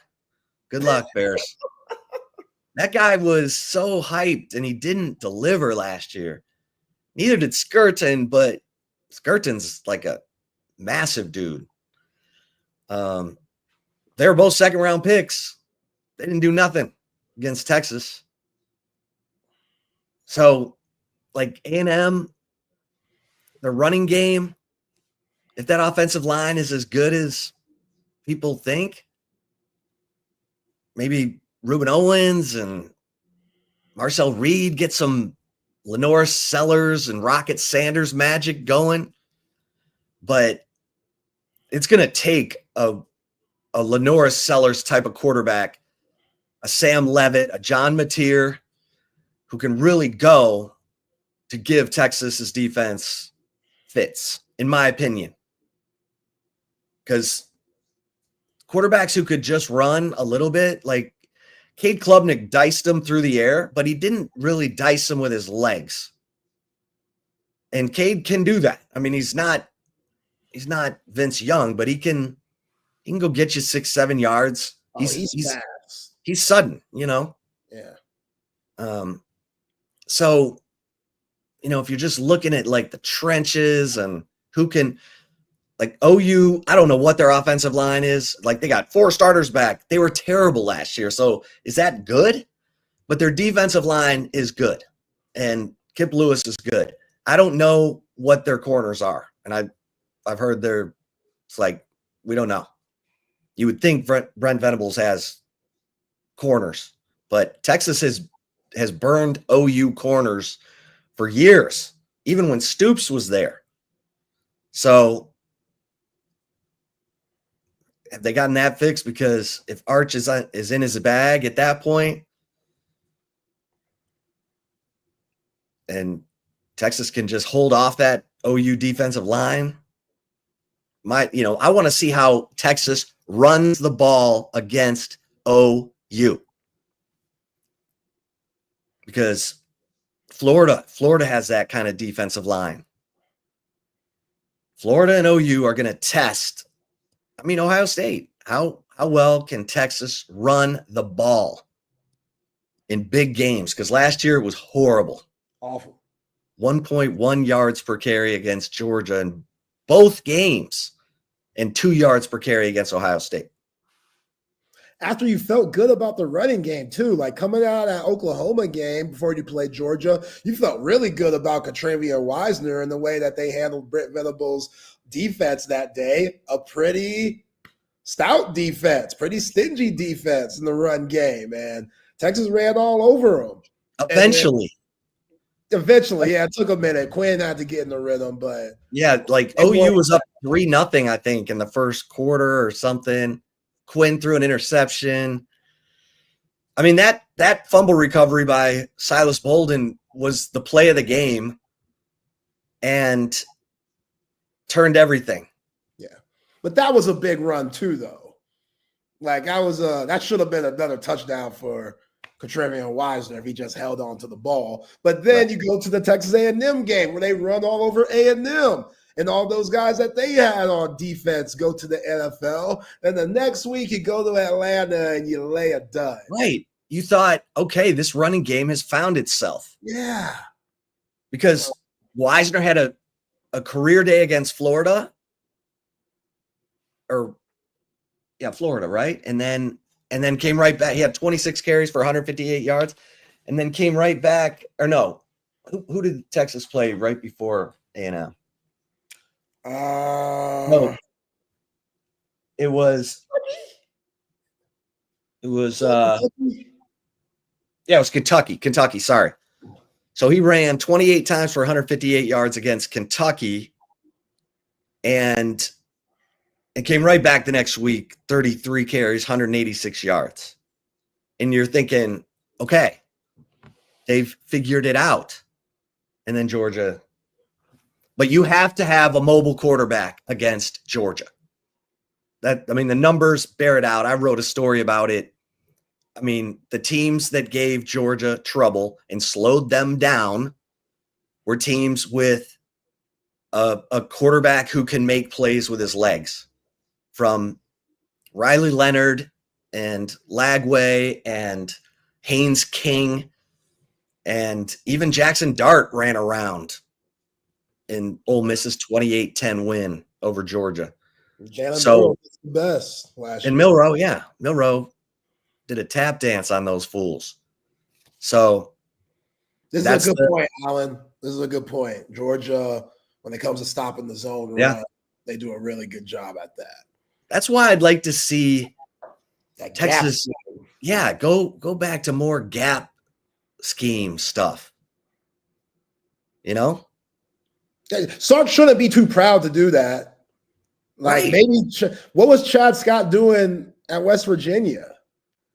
Like, does he come with that background to where he has that? Mean, everybody's got zone runs, but you don't have to major in it. You can, and you know. Well, I talk about it all the time. Ohio State literally changed their offense last year to gap scheme with Trevion Henderson and Quinshon Judkins. And right after Michigan. Right after Michigan. And that changed the whole season, just like that. So hopefully there's some packages to where that's there. If a team's looking for that zone run and are doing a good job stopping it, you can adjust and just not continue to do the same damn thing over and over again. I get it. You had a really good offensive line last year, but it wasn't working. Like, and that's where I think sometimes Steve Sarkisian gets caught with a foot in his mouth, because I think sometimes he has just the overly confident where it's like, no, our stuff is this good. We've practiced this so long. I've seen these guys do it to the elite level. We're going to stick with it. And I get believing in your guys, but also you get paid a lot of Skrilla to make adjustments in game and to understand your opponent and what they're doing to stop you and how they're trying to approach the game and how you're going to go about that. And just that chess match going back and forth with the coach. Like, that's an art in itself.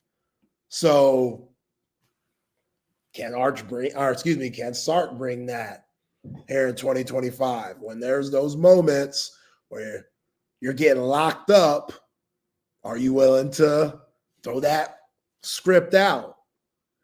Say, okay, we're going to do something different. We're going to change it up a little bit. Something that they've never seen before. Something that's going to catch them off guard. I think he has the ability to, but sometimes you got to put that pride to the side and go with whatever works. Yeah. If it's against the grain. Hey, Sark said our job is to get out of every stadium with a W. Whatever it takes. Don't don't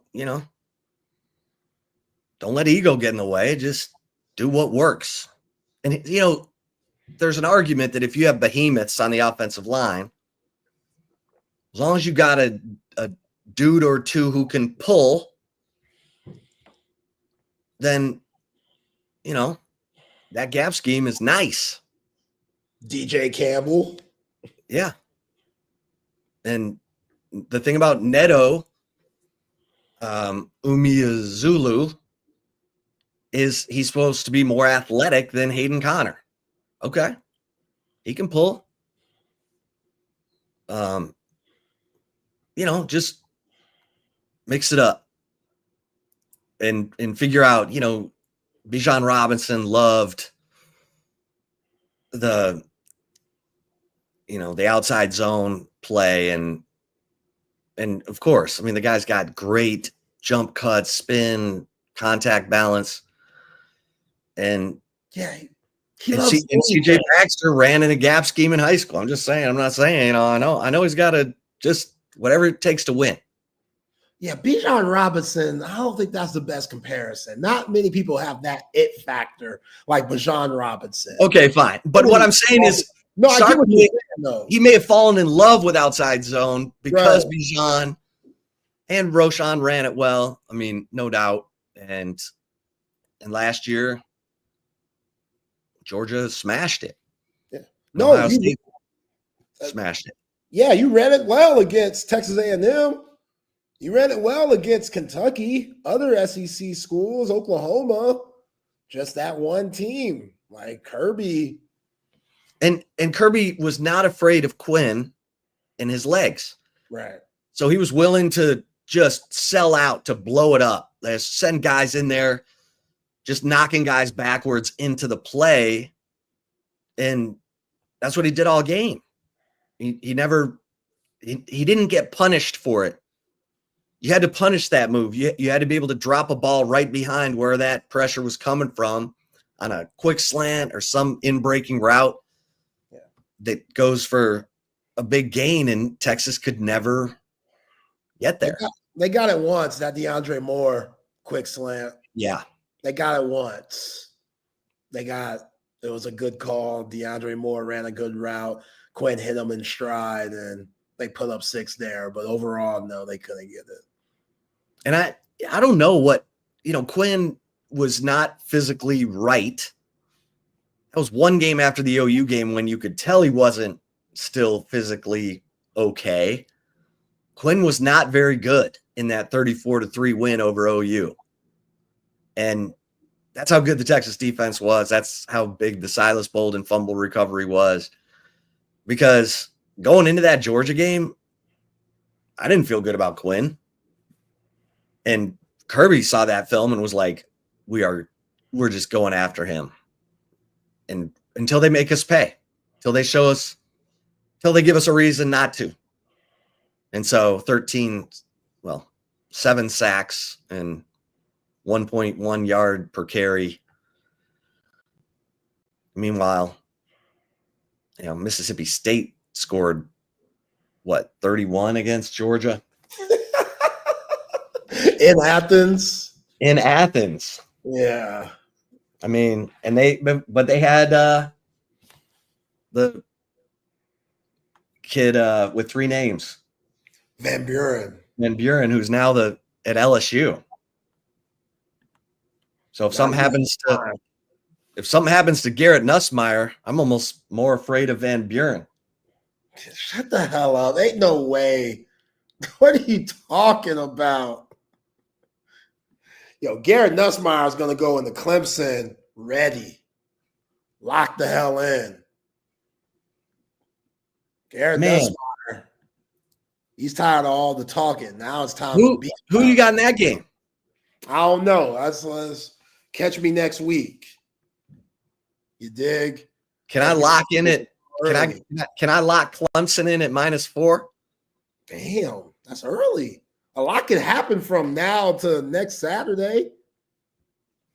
All right. Hey, No, but the line keeps going up. It was 3. Now it's 4. And Lance said it's getting to 4.5 in some places. Lock it in. All right. Ryan Kelly, he don't like week 1 anyway. Clock it in. Do your thing. Right. Clemson -4. Ooh. That's a got- battle right there.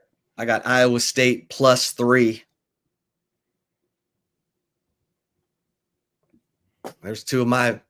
Well, we got to do week 0 picks tomorrow. We got And then- one game.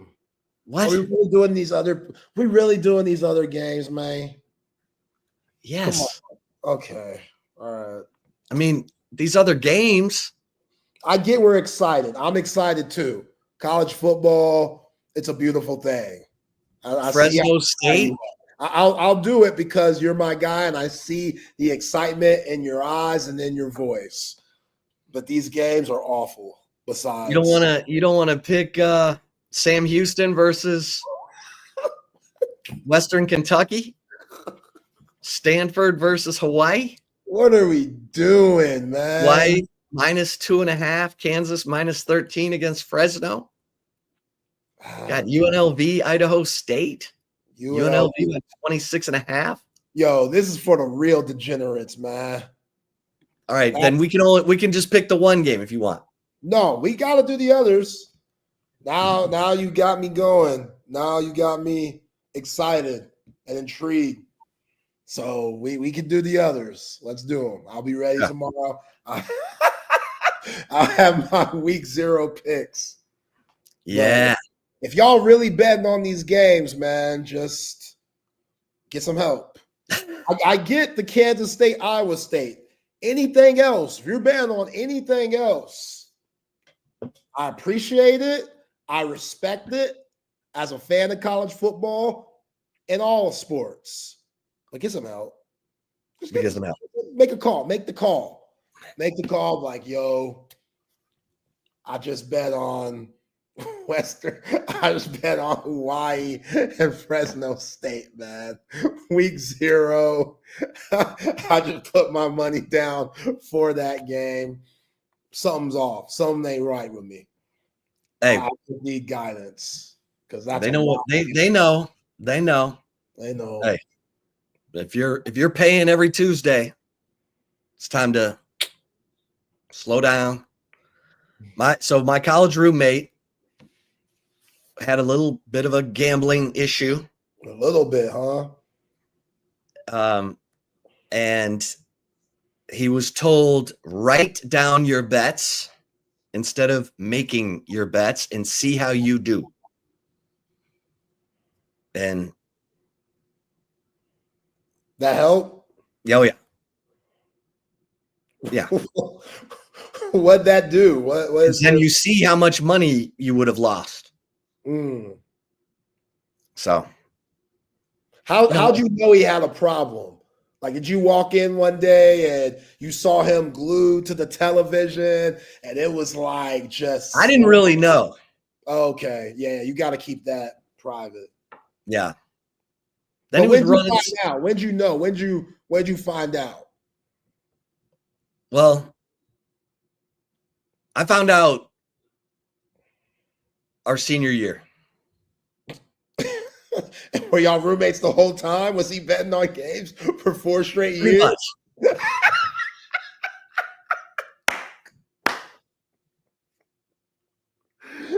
But I always used to just be like, oh, that's funny, because he was funny about it. He never, It didn't look like he had a problem. right. Right.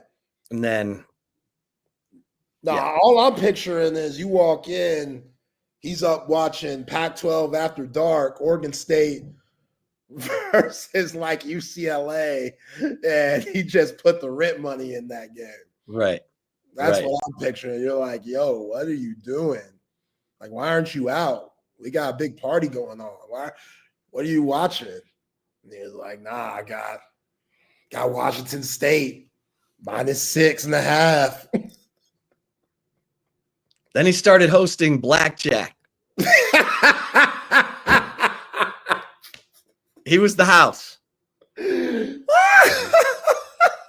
I think things went better for him for a while. And then all of a sudden, I think someone got on a heater and busted him in the blackjack. And oh, it was funny. It was straight out of Animal House. Wow, man. Yeah. He's cool now, though. Everything good? Oh, yeah. Okay. Yeah. Oh, yeah. Cool. Good for him. Yeah. He Glad actually made a fortune in business. He's doing great.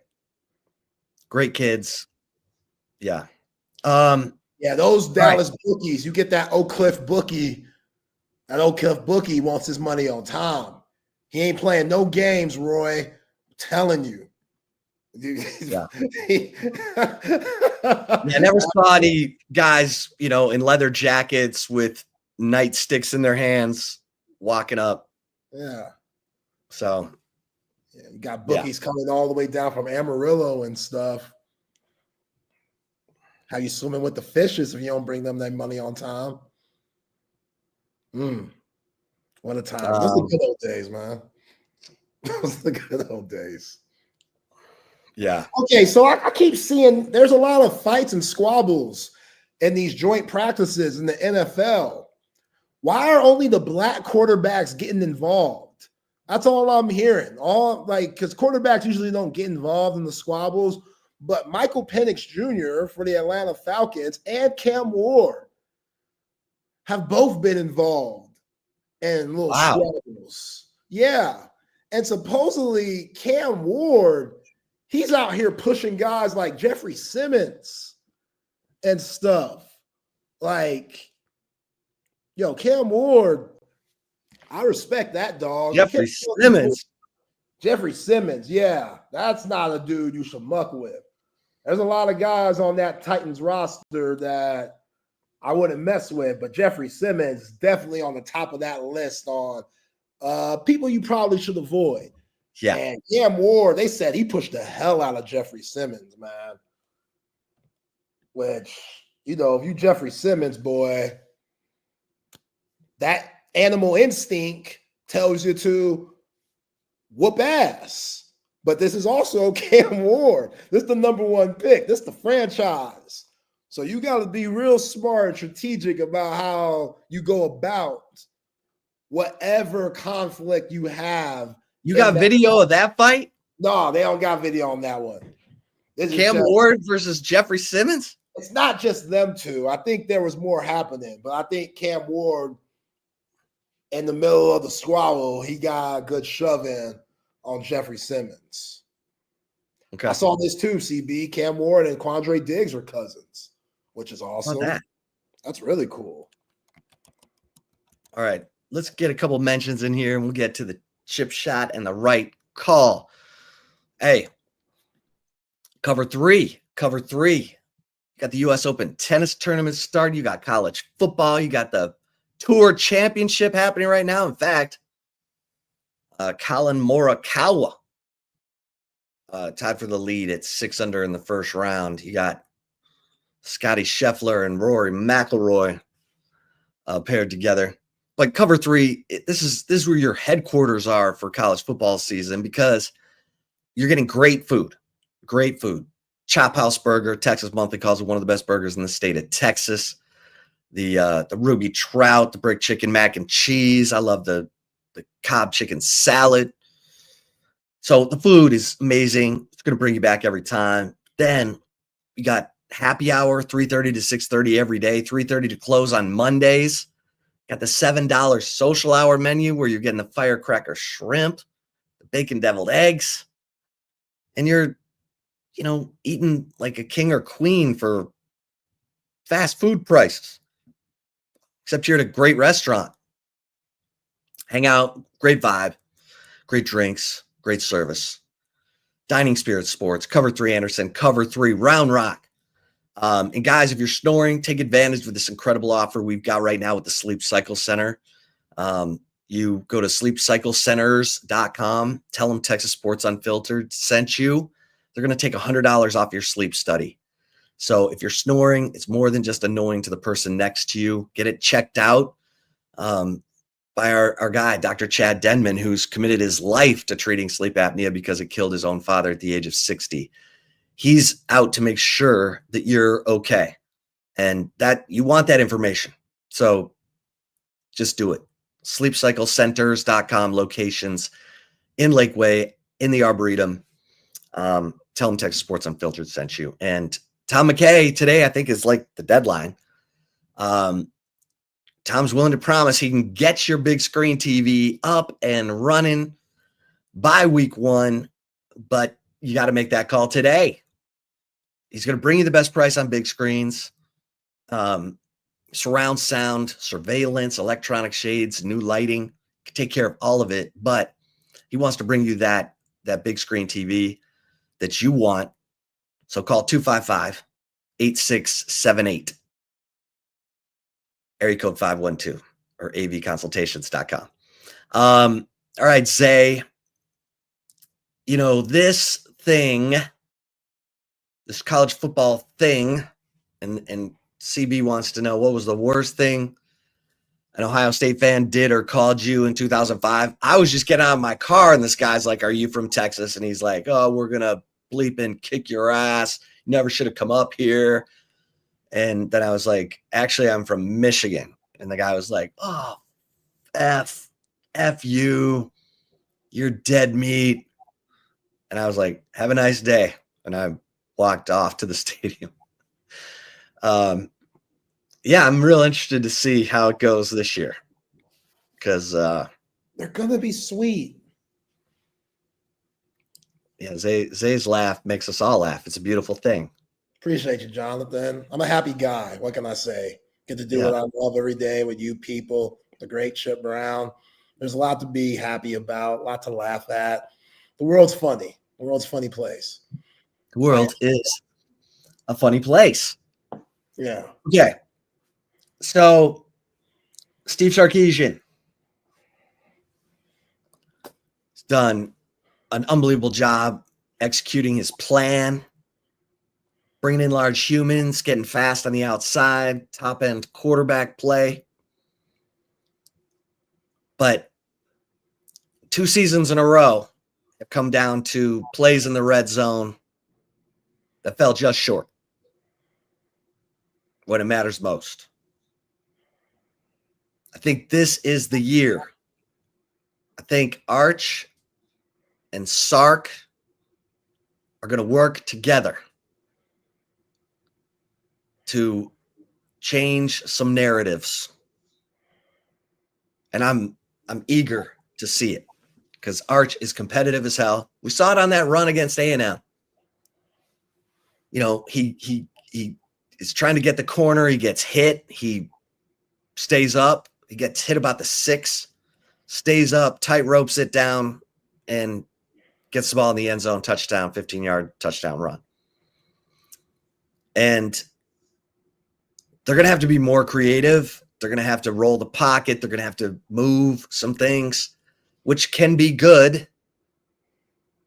Like if you've got a monster defensive end on the left side, it's not a bad idea to roll the pocket to the right. Try and get a little extra time. I want to see Sark get out of his comfort zone, but do it with Arch Manning. And you're knocking on wood that Arch Manning gets to play every game this year. Because I really think that this could be a special year, transformative year, and the narrative gets changed. Because what did we hear coming out of Saturday's scrimmage? Offense missed some opportunities in the red zone. Defense did a great job. And there's a good chance the Texas offense is going up against the best defense in the country every day in practice. And if you can figure out how to move the ball against those guys and get into the end zone. Like, I'd be practicing, I wanted the tush push. I'd be practicing that against this defense every damn day. But this needs to be the year where Arch and Sark come together and get this red zone thing figured out. Because no one wants it to come down to that. And if it does, I mean, yeah, you actually do want first and goal from the 1. And it needs to be a mindset, a state of mind for this offensive line, for this whole offense, that we own these types of plays, that no one stops us. And if it's really super tough, then let's put a creative wrinkle in there and use the defense's tendency against them. So Steve Sarkisian has executed his plan. This is the year that, maybe with Arch's help, it doesn't come down to a heartbreaking situation in the red zone. Because when you hear red zone offense for Texas, what do you think? Struggle. Yeah. And they were good in the red zone Sark's first year. And it got tough last year. Which is ironic. Like, the year you go 5-7, you're good in the red zone, but the years you get one game away in the college football playoff from a national championship, you have your setbacks. It's very odd, but that's just the reality of it. And you had a little bit more mobile quarterbacks with Casey Thompson and Hudson Card that year, but still, there can't be any more of these first and goal from the 1, against OU and 23. TCU, first and goal from the 3, first and goal from the 5. You get 3 points out of those 2 possessions in a 17-10 game. So it's been going on for a minute, and it's been going on in big games. That Texas TCU game in 2022 was for a spot in the Big 12 championship. TCU ended up playing for the national championship after losing to K-State in the Big 12 title game. But this is the year. This is the year with Arch Manning. There's no heartbreak in the red zone at the end. Yeah. Okay. I'm with it. I'm right there with you, because the creativity with Arch Manning now, there's no excuses. Quinn Ewers, you had your limitations, which is still why I'm very confused that Arch Manning wasn't on the field when you had the ball on the 1-yard line with a chance to tie that game against Ohio State last year. But whatever. Now, no excuses. Like, it's interesting because Sark has sent out mixed signals, right? Remember, he told the story about how they tried to replace him when he was at BYU because he had like a rib injury, and they sent in the backup quarterback, and Sark waved him off the field. Sark, you're like internal bleeding maybe, and you're waving off the backup? Because I thought we would see Arch more in the SEC championship game. In overtime, we saw him once. And against Ohio State, we saw him. He might have been concussed. He says no. That's what I'm saying. The overly confident stuff. Like, do you feel like what you had on the field at the time, no matter what the circumstances were, was the best option? Or were you just like, you're going to make it the best option? Because that's again, what you're saying, Chip. Why isn't Arch Manning in the game? Like, why? Why are you just giving him a shot after what we saw him do in College Station? Like that right there should have given you all the confidence. Okay, Arch is doing it in the biggest game that he's ever been in, maybe the biggest game of the year with the rivalry being renewed. So why won't we continue that as we move on into the postseason and college football playoff? Like, still one of the biggest question marks. That and Silas Bolden, the lack of playing time he got last year. Those two were the biggest question marks I have with Steve Sarkisian last year. As good as he was, which he was really damn good. Those two things, Silas Bolden not playing, Arch Manning not getting the bump that I thought he should have got, situational, those are the things that I was confused on. But this year, no excuses. By the way, nobody's going to give me credit for this because y'all are haters, and why would you? I don't pat myself on the back very often. But this time, taparoo right there. I was one of the first ones to ever say, before it was even real, with Archie Manning calling his grandson and saying, you need to slide or get out of bounds. I've been saying that for the last year. I didn't even know it was a thing. I was like, yo, Archie, you need to be saying that, dog. I don't know if Archie's a fan of Texas Sports Unfiltered, Chip and Zay. If you are, appreciate you, Archie, big dog, Ole Miss legend. But I knew that might be the one person that could really get to Arch. Arch really trusts his judgment. And it's his grandfather. They have a very tight relationship. Hell, he was named after the dude. They are close.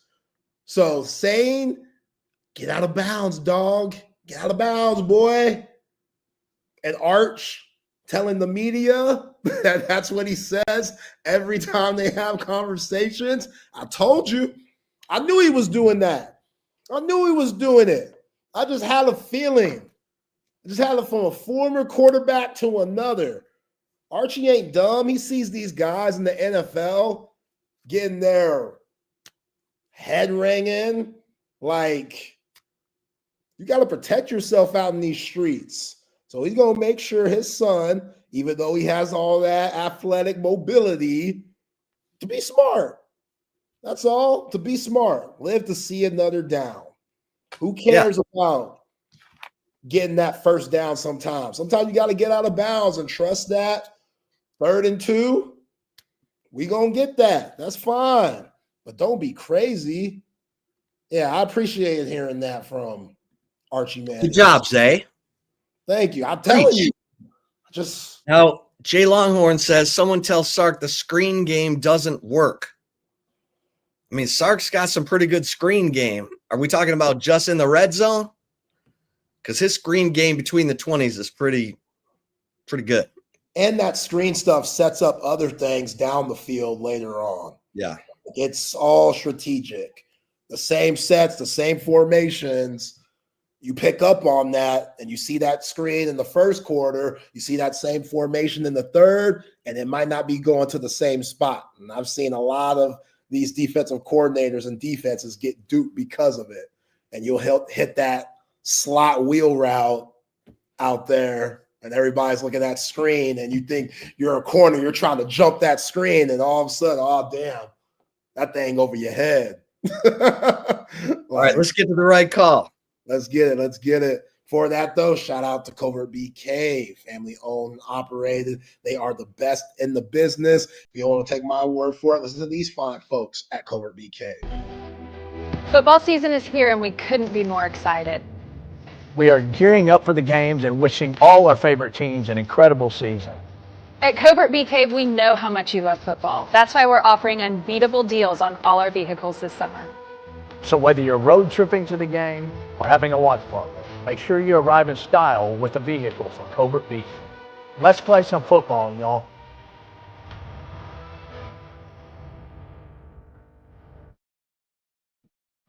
Nobody beats a Covert deal. Not now, not ever.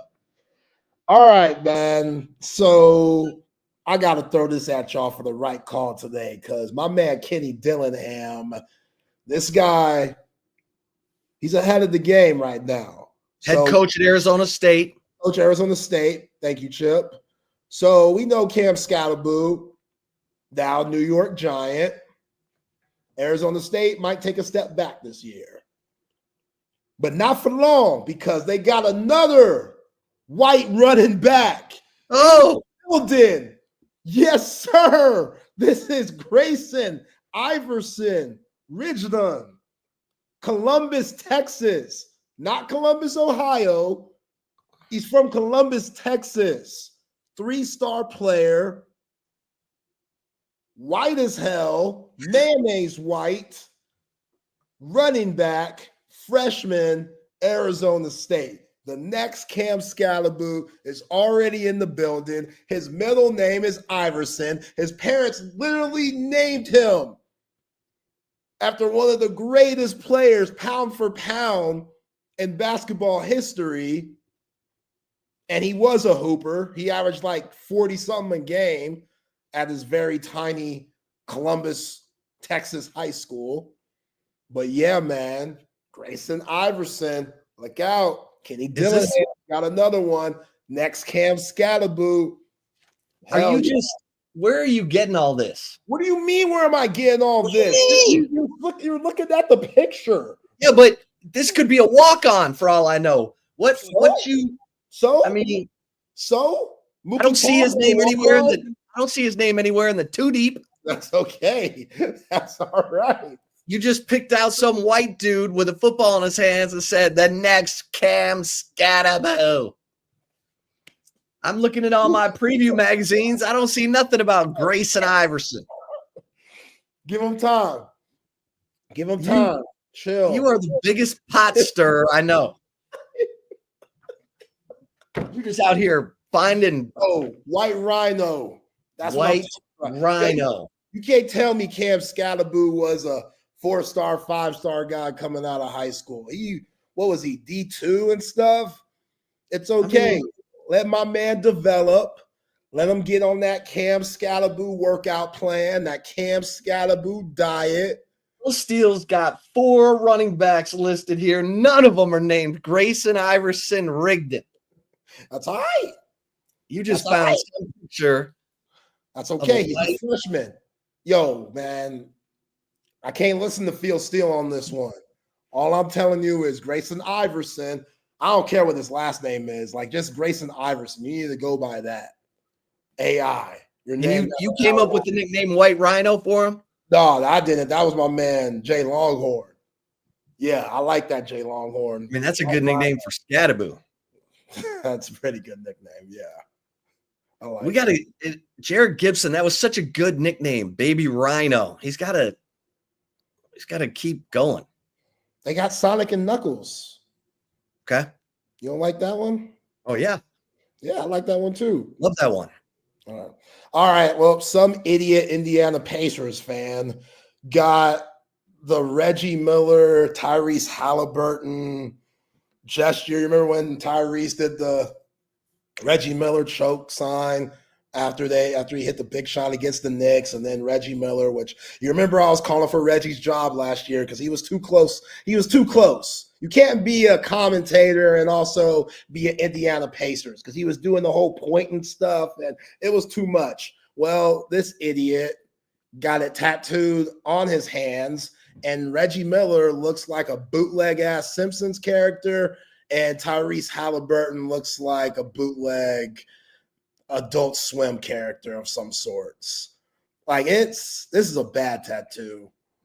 Like, I'm all for getting. That is the worst tattoo I've ever seen. That might be the worst one I've ever seen. Like, who the hell was the artist that did this? Because if he was going for the cartoon look, it's cool. If he was going for actual Reggie Miller and Tyrese Halliburton, it was a pretty tough miss here. Wow. Yeah. And he's got to look at that the rest of his life. Yo, on his hands, though. On his hands. Like, you must have a blue-ass collar job because ain't no way. Ain't no way. Like, what you mean? With that, just a job where this is okay. That's all I'm saying. You look insane. Whoever this guy is, which seems like a light-skinned brother by the complexion that I'm looking at here. Or a Hope he's not- rapper. Hope he's not working at a nail salon where That's he's what I'm got to, put his hands out there all the time and have other people's hands soaking and stuff.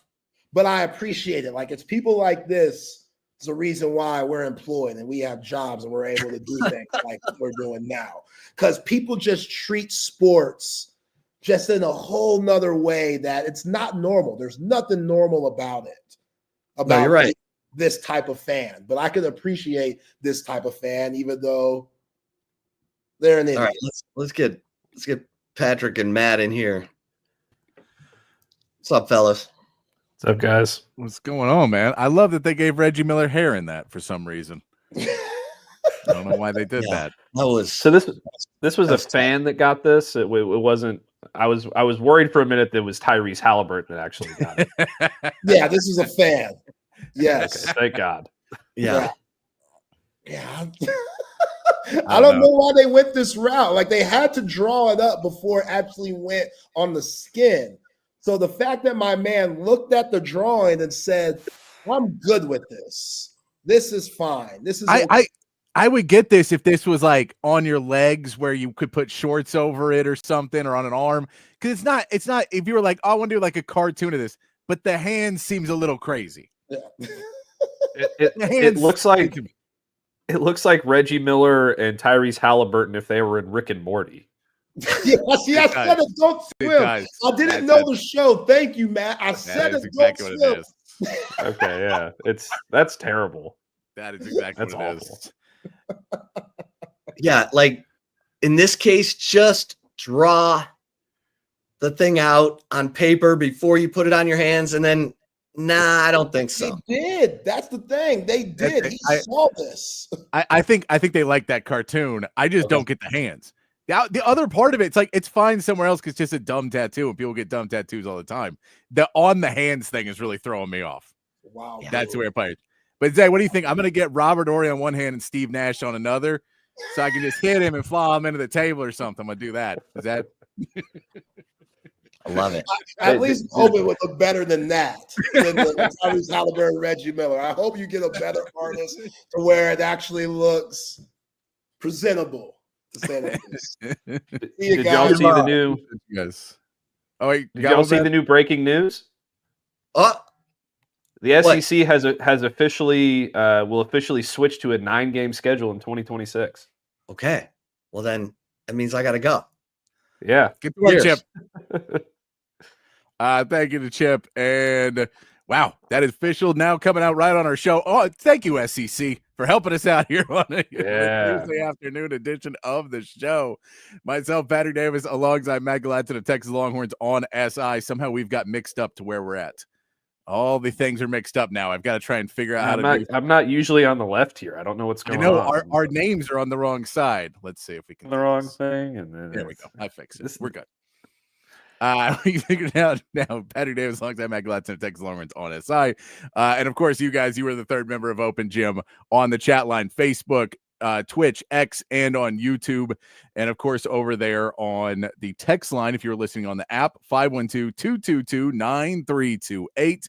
Of course, my screen that has all of what I'm going to talk about on the show logs out during the show, and I can't break out of this trend because every time it waits 1 week. So every Thursday on the show, just 5 minutes later, it just logs me back out during the show, and I have to log back in, which is very annoying.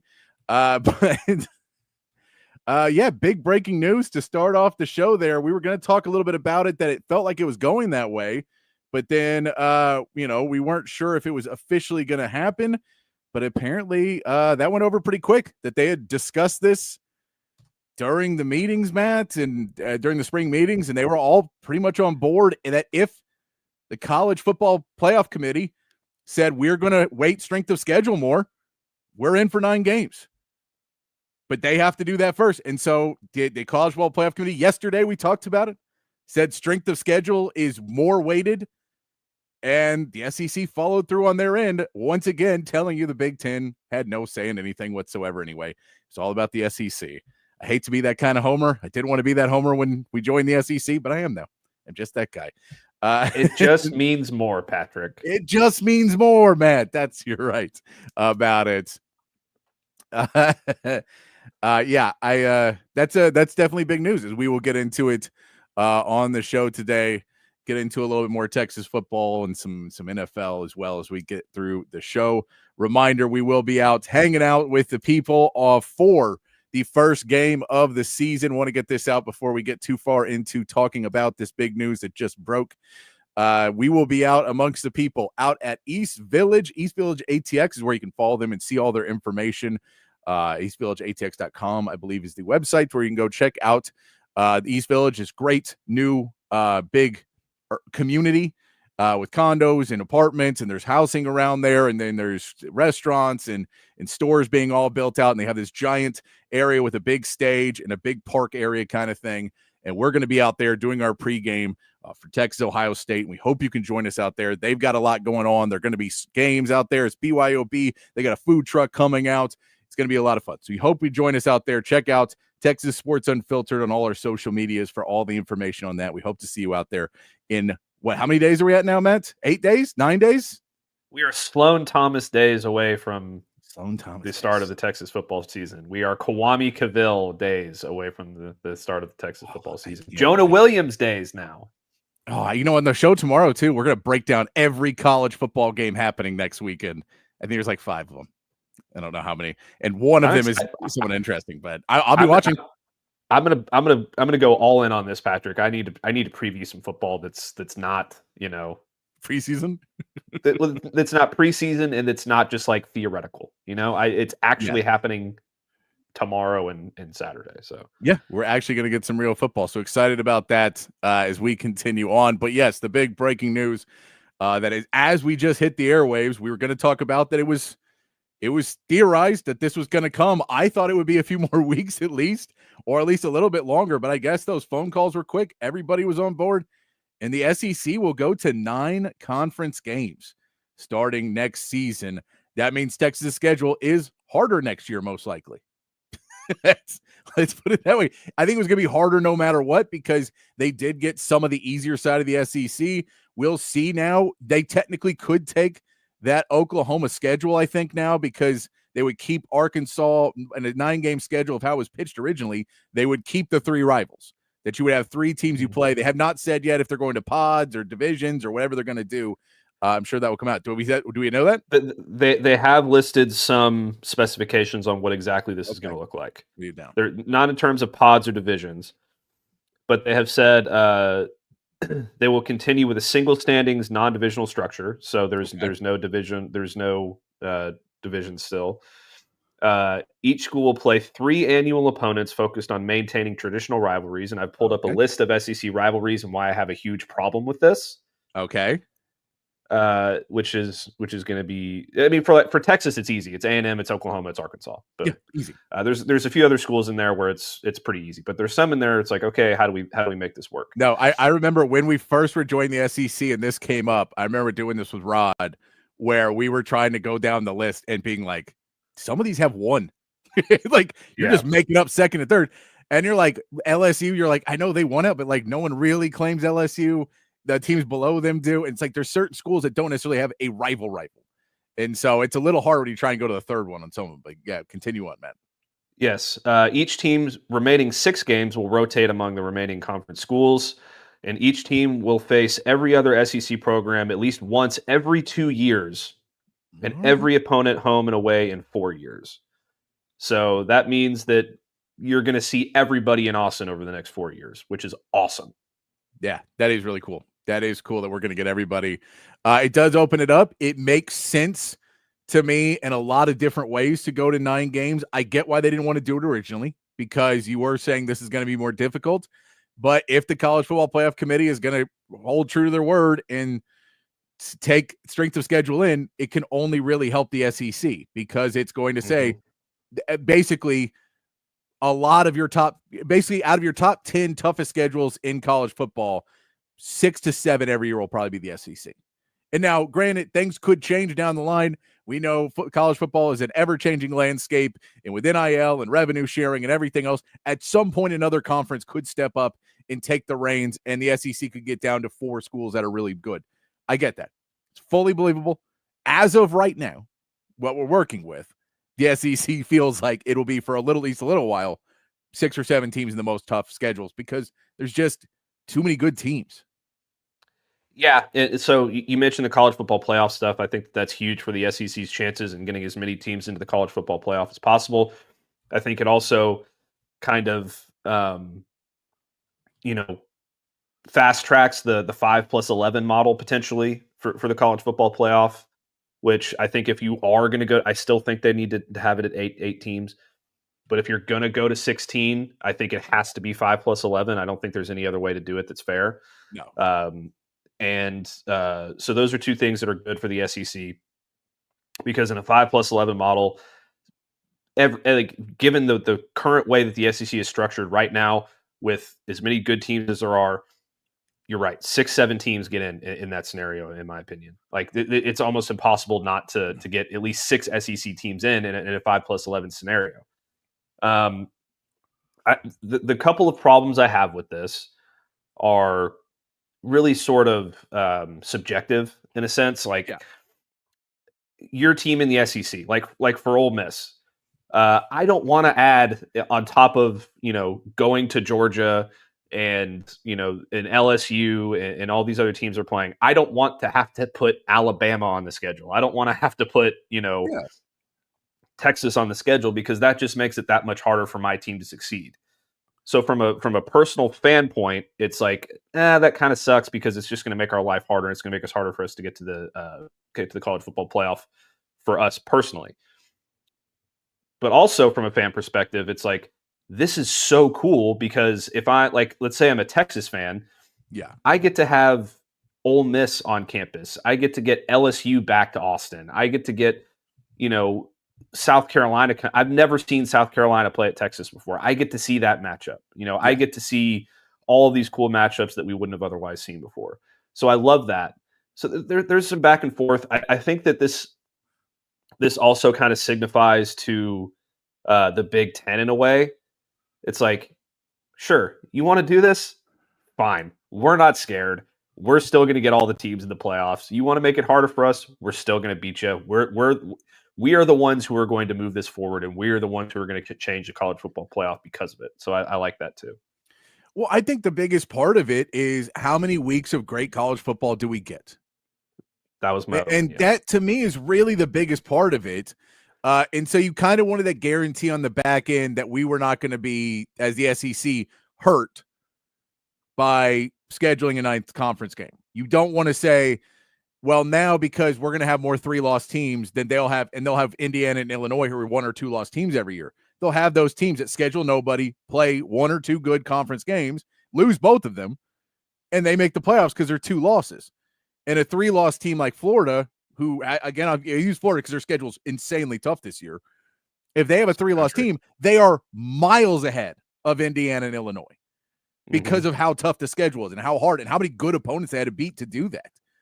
And so, when you look at it that way and you say which team should get in, and the college football playoff goes, well, the 2-loss team should get in.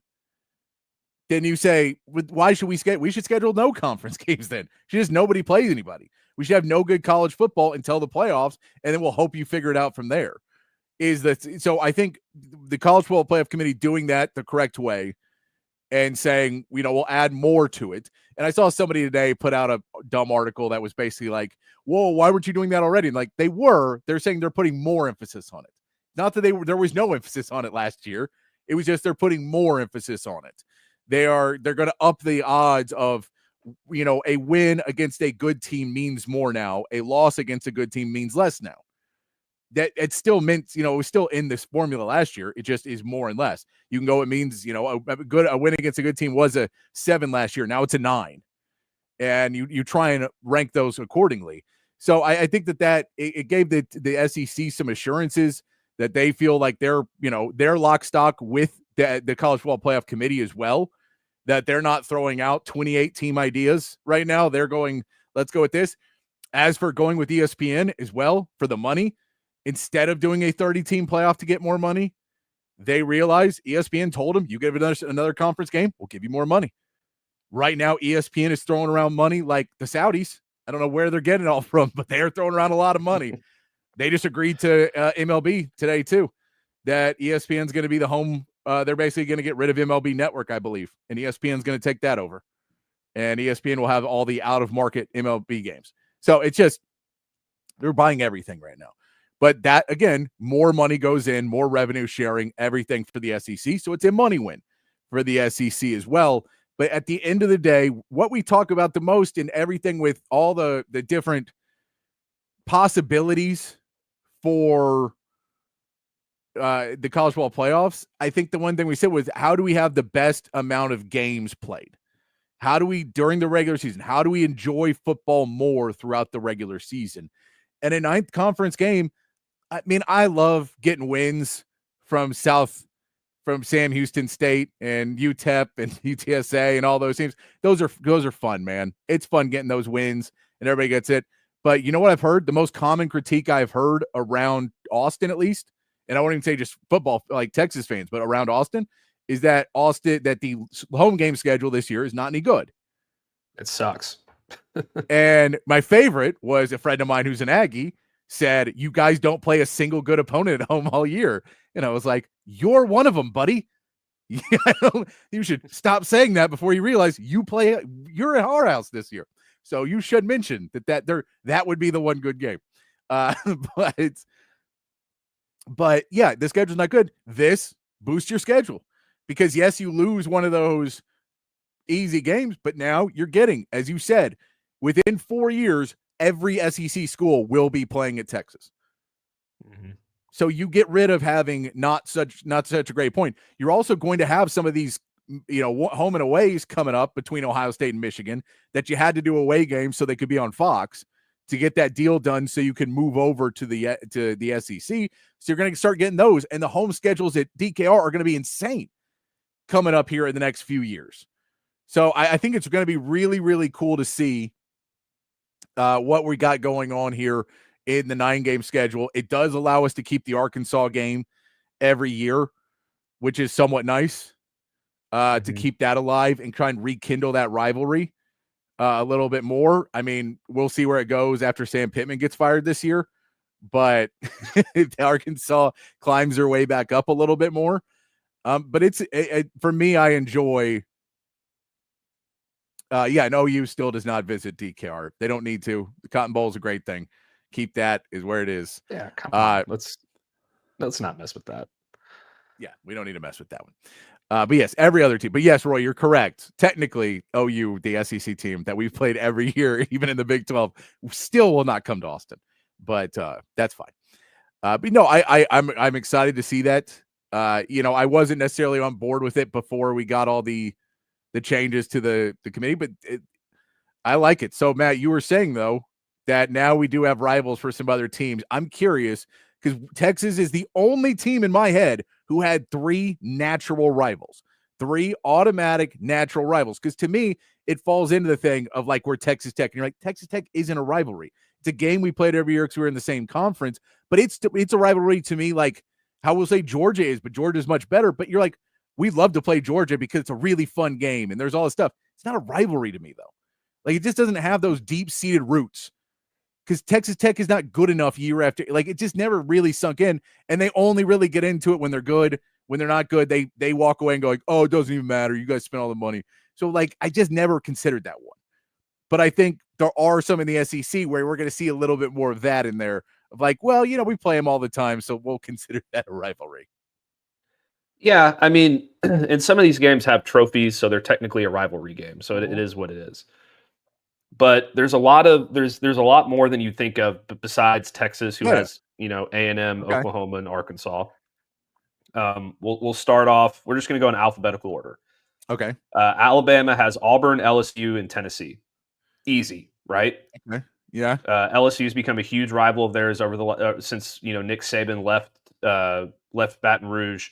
They hate each other as much as any teams in the SEC hate each other. I love this one. That's fine with me. So that's what it is. I go Alabama, Auburn are rivals. LSU, Alabama, to me, LSU is the starter of the rivalry. I don't think Alabama's ever considered LSU a rival.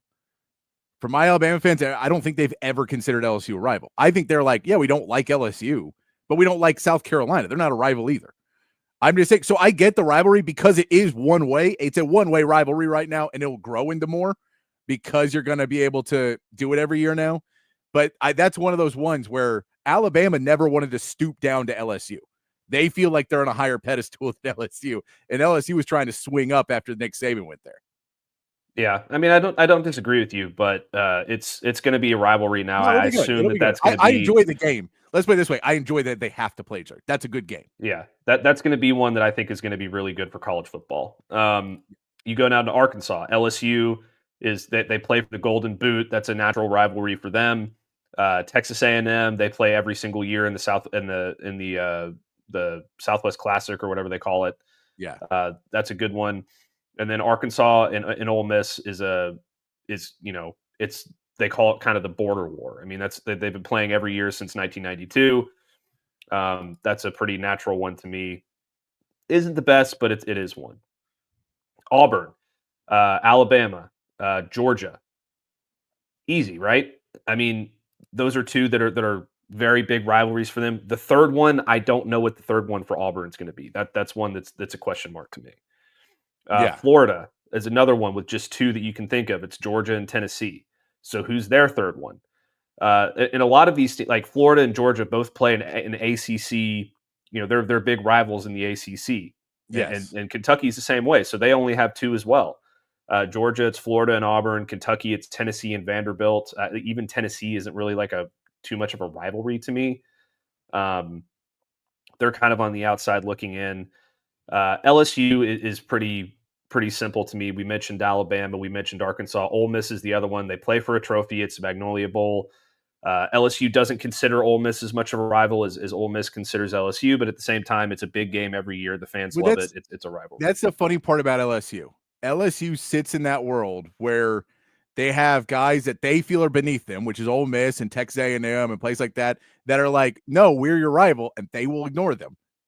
And we're against Alabama, and it's always just that pecking order thing of where we believe. And now LSU won a national championship and then dropped back out, and Ole Miss has been at least steadier in the last couple of years. A&M kind of drops in and out, but it is funny because they just put themselves, like everybody puts yourself on a higher pedestal, and so when you're looking down on somebody or looking up, it's the funny part of when you put these three rivals, you were going to hear fan bases freak out across the board. Because they're going to be like, that's not our rival. We shouldn't be having this. And so it's going to be interesting to see where people go with it. Keep going there, man. For sure. I mean, Mississippi State, it's Ole Miss and whoever else? Yeah, whoever. You're going to throw them like Missouri because Missouri doesn't have anybody? Yeah.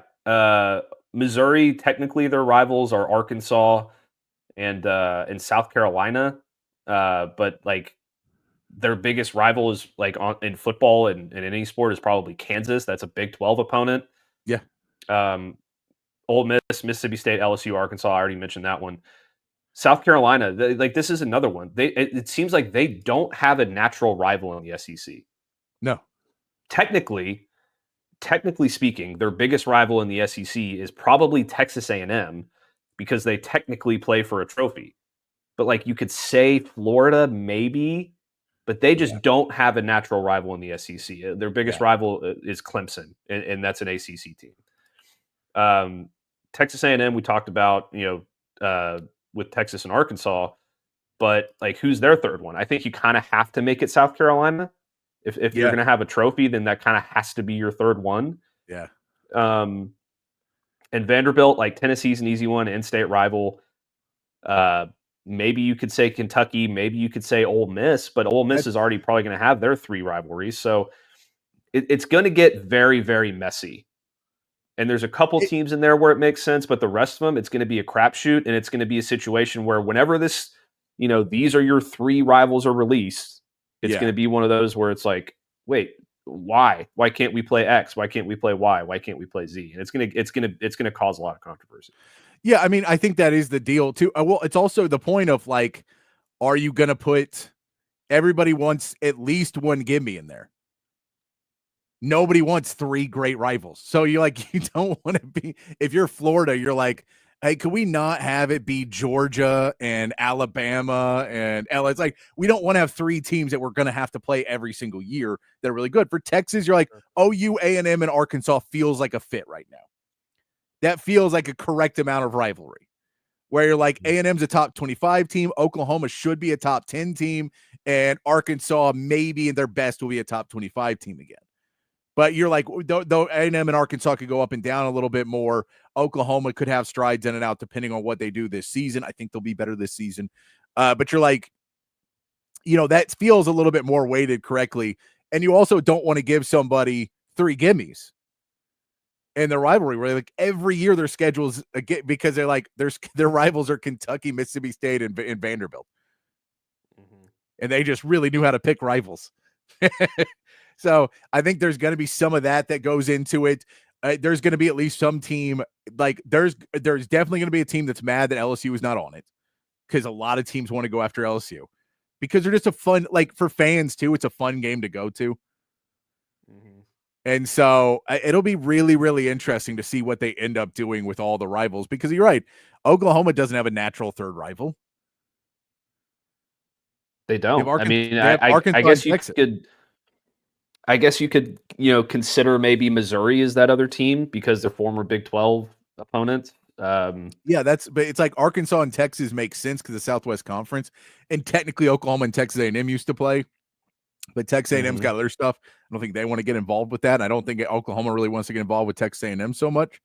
So it would make more sense for them to do Oklahoma, Arkansas, or Texas and Arkansas, and then who knows. And you can't just put all Oklahoma, Texas, Texas A&M, and Arkansas and just have all 3 play each other all the time. That doesn't necessarily go over well either because then everybody else is like, well, those guys are like the Big 12. Just let them be in the Big 12 then if they're playing each other every year. So I think you got to spread that out a little bit more.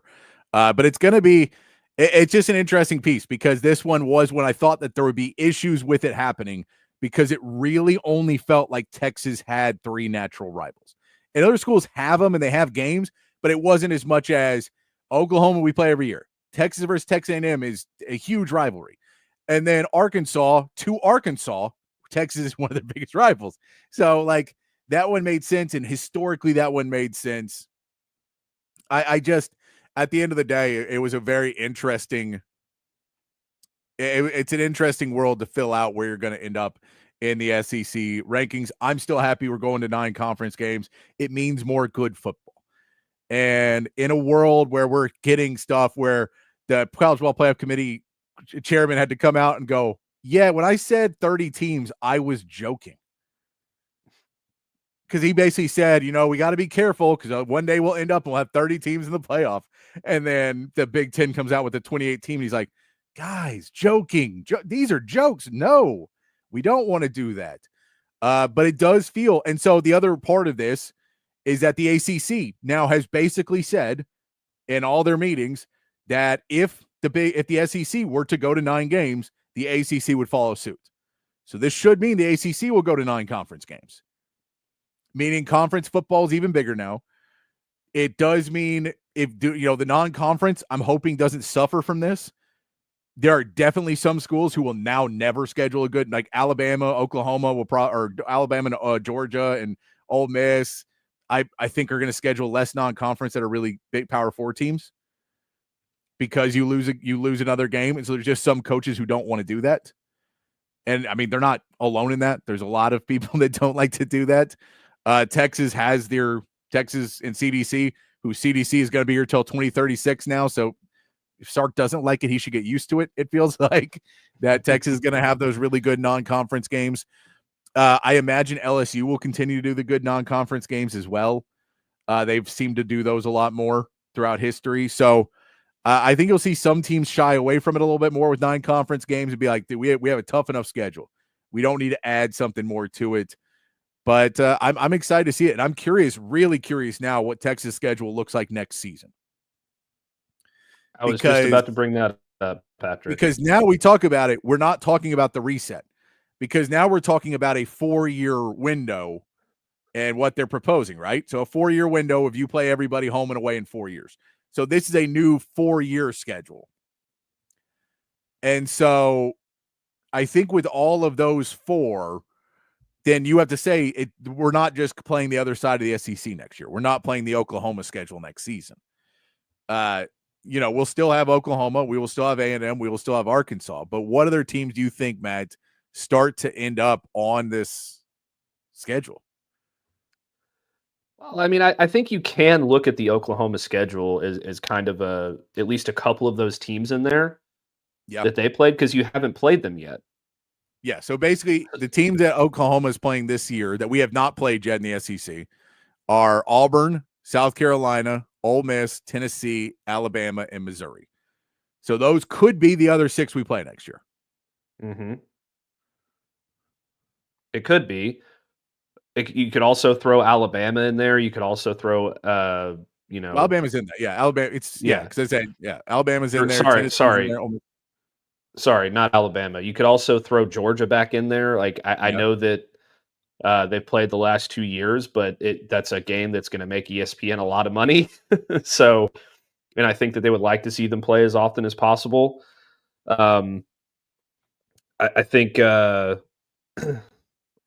This is getting very difficult, Patrick, because I mean it's almost like it has to be the reverse of Oklahoma's schedule if you're going to start to make this work right off the bat. Well, I mean it doesn't, because again, it's not. We're not saying that. Go ahead. But who else is it? Who else is in there that you can't that you haven't played yet? That's my question. Because you've already got Florida, you've already got Vanderbilt, Mississippi State, and Georgia. Oh, LSU. LSU's the other one I didn't say, right? Yeah. So like, it's almost like Texas's schedule. And if this is the case, and I think it'll probably be like, you'll see a team that they play next year that they played this year, whoever that might be, whether it's Mississippi State or Florida or Vanderbilt or Kentucky or one of those. But if they don't do that, and if for some reason they did go to the Oklahoma schedule and they just reverse those two just to make it easier on themselves, it could be a situation where Texas starts off the season with Ohio State, whether that's week 1 or week 2. Right now it's week 2. And then they also have to play Auburn, South Carolina, Ole Miss, Tennessee, Alabama, LSU. And that's terrifying. Like that's the hardest schedule in college football. No. So here's what I'll say. If I had to guess 2 teams that Texas will almost for sure play next year, I would say it's Auburn, Missouri. Yeah. And the only reason I'm throwing those 2 teams in there is because I think those are the lower end of Oklahoma's schedule. And I think they'll swap the bad teams or the less good teams out first and kind of go like, okay, we'll give Oklahoma, Kentucky, and Mississippi State and Vanderbilt.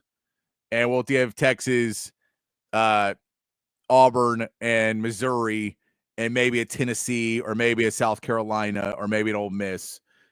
Is one of those, which I mean, like depending on who has the quarterback at that time, really depends on which one of those is better or worse. South Carolina is probably the worst if you take away Lenore Sellers. But it's going to be difficult. So if you say those 3 are over there, and then it's a crapshoot of all of these other really good teams, like because I'm saying you're taking your Vanderbilts off, you're taking your Mississippi States, you're taking your Kentuckys off. So now it is LSU, Alabama, South Carolina, Ole Miss, Tennessee, like that's all really good schools. So I'm not sure what you'll see next season, but I guarantee the schedule is going to be much tougher than you're getting this year. You're going to get a stretch that's going to be really crazy. And if you were mad about the home games this season, I don't think that'll be the case next year. So I just quickly jotted this down as my prediction for what Texas's schedule looks like next year. And so you don't obviously add now another non-conference game because you already got the 3 right now with Ohio State, Texas State, and UTSA. Yeah. So you don't need to add the 4th one. No. You get Oklahoma, A&M, and Arkansas. So those are those are 6 of a Pac-12 school and a Big Ten school. Oh, come on, guys. Apparently, I mean that's crazy. I wonder what Billy Lucci is going to complain about next year. So that's your first. That's 6 of your games: Texas State, Ohio State, UTSA, Oklahoma, A&M, and Arkansas. Then I think your other 6 games are Auburn, Missouri, LSU, Alabama, or Tennessee, Ole Miss, and South Carolina. Okay. And that is a absolutely brutal schedule. Yeah. I mean, you're getting Ohio State at home next year. Mm-hmm. You're getting, I mean, that home schedule next year is going to be nuts. The away schedule is going to be nuts. I mean, you technically could play Florida again. Yeah, you could technically play Georgia again. I mean, it feels like it's going to be. Now, maybe CDC slips them like a 20 under. We'll just get Kentucky and Mississippi State and Vanderbilt and Auburn and Missouri. I don't think that's going to happen. You don't think that's going to happen? Ah, come on, man. No, I don't think that they're going to let Texas play specifically Mississippi State or Kentucky or Vanderbilt again next year. No, I don't think so. I agree with you wholeheartedly on that one. I think those go. I think all of those will be on Oklahoma schedules next year. Yes. So it's going to get dicey, and then you look at the future schedules. You go to 2027, and Michigan. you have Michigan. You go to 2028 and 2029. You got Notre Dame. Yeah. So it's hard to imagine that CDC is gonna cancel those matchups. No. So every single year you're going to have an elite, Power 4 opponent in the non-conference, and then you're going to have a brutal 9-game SEC schedule. Yep. I mean, that's what you signed up for in the SEC. It just hasn't been that. Mm-hmm. I mean, it hasn't really, and it wasn't even a brutal 8-game last year. It's not a brutal 8-game this year. It's hard games. It's still tough. It's just not. It's not the brutality that I think we'll see next year. Yes. That I think next year is going to be a really different look at our schedule. I'm curious when they'll now be able to. I mean, because at this point, if they've all agreed to it, they can start scheduling it now, and start trying to figure out all those finer points, and then maybe send those off to the commissioners or the ADs, and everybody just goes, "No, could we not do that? Hey, how about we go to 7 games? I want to rethink this." But yeah, it's going to be a tough road ahead for them, as it just feels like that 9-game schedule is going to be tough. But now, Roy, is that true? Have you seen this update, Matt? SEC teams are required to schedule at least one high-quality non-con game. I mean, Texas is already doing that, so that's a big one across the board, because that does mean 10 good quality SEC games a year. So if that's true, Roy, I don't know where you saw it, but if that's true, Roy, yeah, it's like I think that's a bit. That's a very subjective thing. Like, what do we consider high quality? Because not every SEC team is going to be able to schedule a top 25, non-conference opponent. That would be very difficult to do, because half of the SEC is in the top 25, and there's not enough other top 25 games to go around that are, it's a little bit of a subjective way to label it, but I understand the concept. Well, and two, high quality non-con, Alabama's schedule this season is the best example of that you could find. When Alabama scheduled Florida State, they were a top program. Mm-hmm. And now we're like, oh, I don't know if they're a 500 team. So they scheduled a high-quality non-conference game. And by the time it came up, so Texas will schedule their 2030 opponent within the next year or two. And so within the next year, you probably figure they'll try and get their next home and away within the next year or two. And so we say with that, they'll get their next one and they'll get someone else. I could see this is a Power 4 opponent non-conference.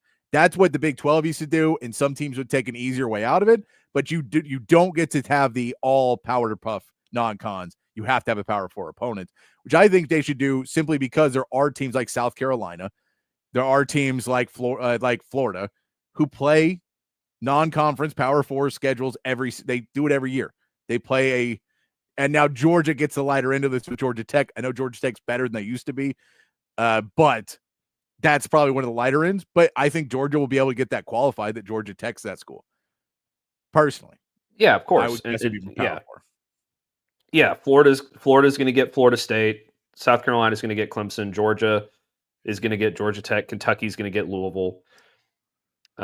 There's probably another one in there that I'm not thinking about, but Missouri gets Kansas.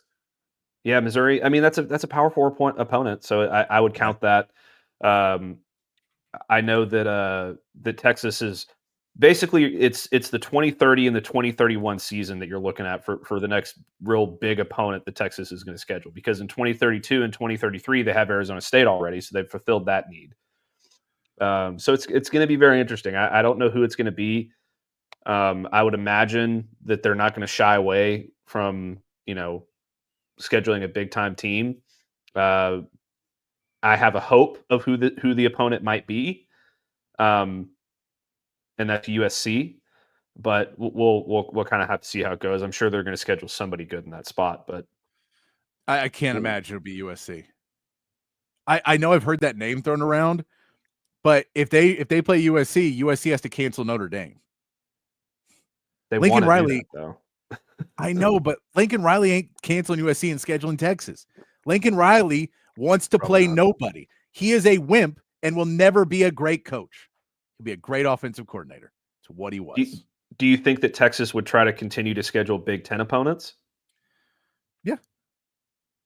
Okay, so I mean, I don't know who else is there. I mean, Oregon, Oregon, Penn State, yeah, UCLA, Nebraska, Washington, Wisconsin. I don't know if that would really be considered high quality, but it's Power 4. Indiana, Illinois, Iowa. I mean, I think that if it was a Big Ten team, it would have to be either Oregon or Penn State, maybe Nebraska or Washington. But Nebraska's already playing Oklahoma, I think, in 2030, so that's probably off the table. If you go to the ACC, you could theoretically schedule a Miami or Virginia Tech, or I think SMU or North Carolina would be a lot of fun. So there's some options out there. I think SMU would be a lot of fun. North Carolina would be fun just so we could have Mac on our sideline. Yeah, that'd be great. Just the Mac Brown game. Just give it back to him. Whoop him a couple times. I feel like they had Georgia Tech scheduled at a certain point too, so maybe they go back to that one. But then Georgia already has Georgia Tech, so that's off the Rex, I don't want to play Maryland ever again. I'm too scared. Too scared to play Maryland ever again. On the ESPN story, it does say SEC teams are required to schedule at least one additional high-quality non-conference opponent from the Atlantic Coast, Big 10, Big 12 conferences, or Notre Dame each season. That is what it says on at least one site now. Whether that's true or not. Say that one more time. I kind of got lost on that. Sorry, this is from the ESPN article that just got posted.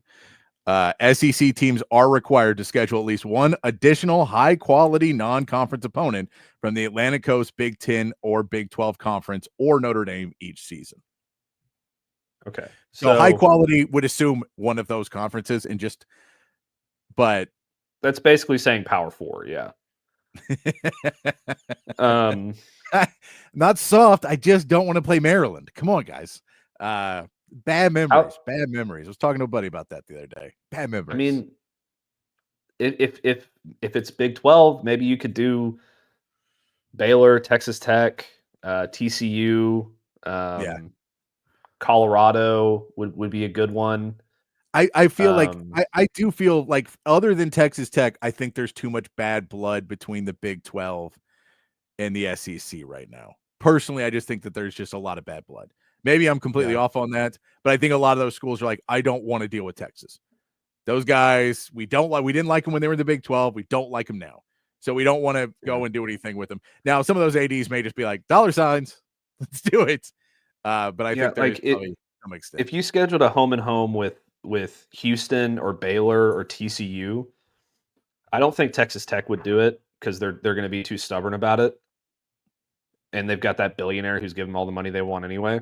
Yeah. But if you did like Baylor or Houston or TCU, I think that those schools would jump at the opportunity to play Texas again because it's going to put so many butts in their seats. Yeah, you're probably right. But yeah, I think they're going to continue. I think CDC will continue to try and get the best teams to play. And so USC is someone they're going to call. I just think Lincoln Riley may not be the coach in 2030. I think those odds are pretty good too. So maybe you can schedule USC and he'll be like, dude, I'm going to be long gone before 2030. There's no way I'm still here in 2030. They already long gone by 2026. That's what I'm saying. So maybe USC is on the cards in that. Maybe I was overreacting because I think Lincoln Riley's soft. But if USC is like, cool, then leave. All right, buddy. Because if he misses at quarterback again at USC, like that was the whole thing. The entire Lincoln Riley piece was you don't miss at quarterback. It's the most important position on the football field, and you don't miss at it. And he missed last year. And now it's like, you miss again. That would be hysterical. Oh, okay. I will play Maryland if they hire Tom Herman. Then I'll play Maryland. There you go. Then we'll do it. Yeah, I feel like I think you're right. I think Texas is going to continue to try to schedule like top 10 non-conference teams. So that's really going to narrow your list down. Maybe top 15 at the worst. Yeah. But I think they're going to look for big brands.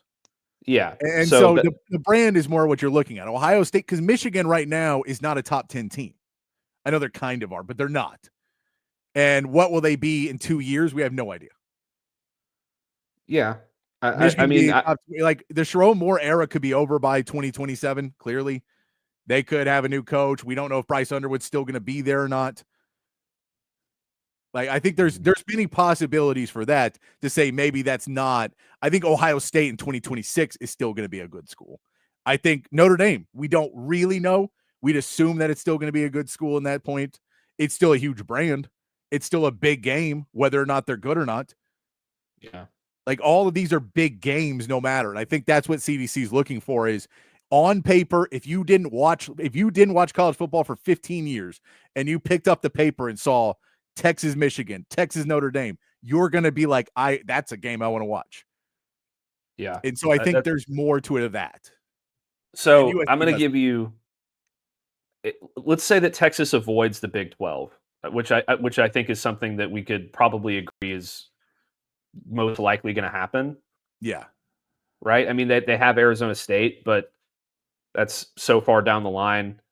I'm going to give you 3 teams from each of the Big 10 and from the ACC that I think that they could schedule in 2030, 2031. And I want you to tell me which ones that you think are the most likely, because I have my pick for what I think is the most likely. Okay, so we'll start with the Big 10. I think your 3 most likely opponents in 2030, 2031, if they schedule Big 10, are Penn State, Oregon, and USC. Because for one thing, like, that's taking into account the fact that I don't think Lincoln Riley is going to be there. Yeah. No, I think USC is probably the most clear answer there. And then it would go Oregon, Penn State. I think you would go Oregon because of I don't know. I mean, because both those, Penn State's a national brand, another big brand. Oregon is, you get all the fun and the recruits and everything else. I think they may go Oregon to do a recruit thing to kind of battle with them.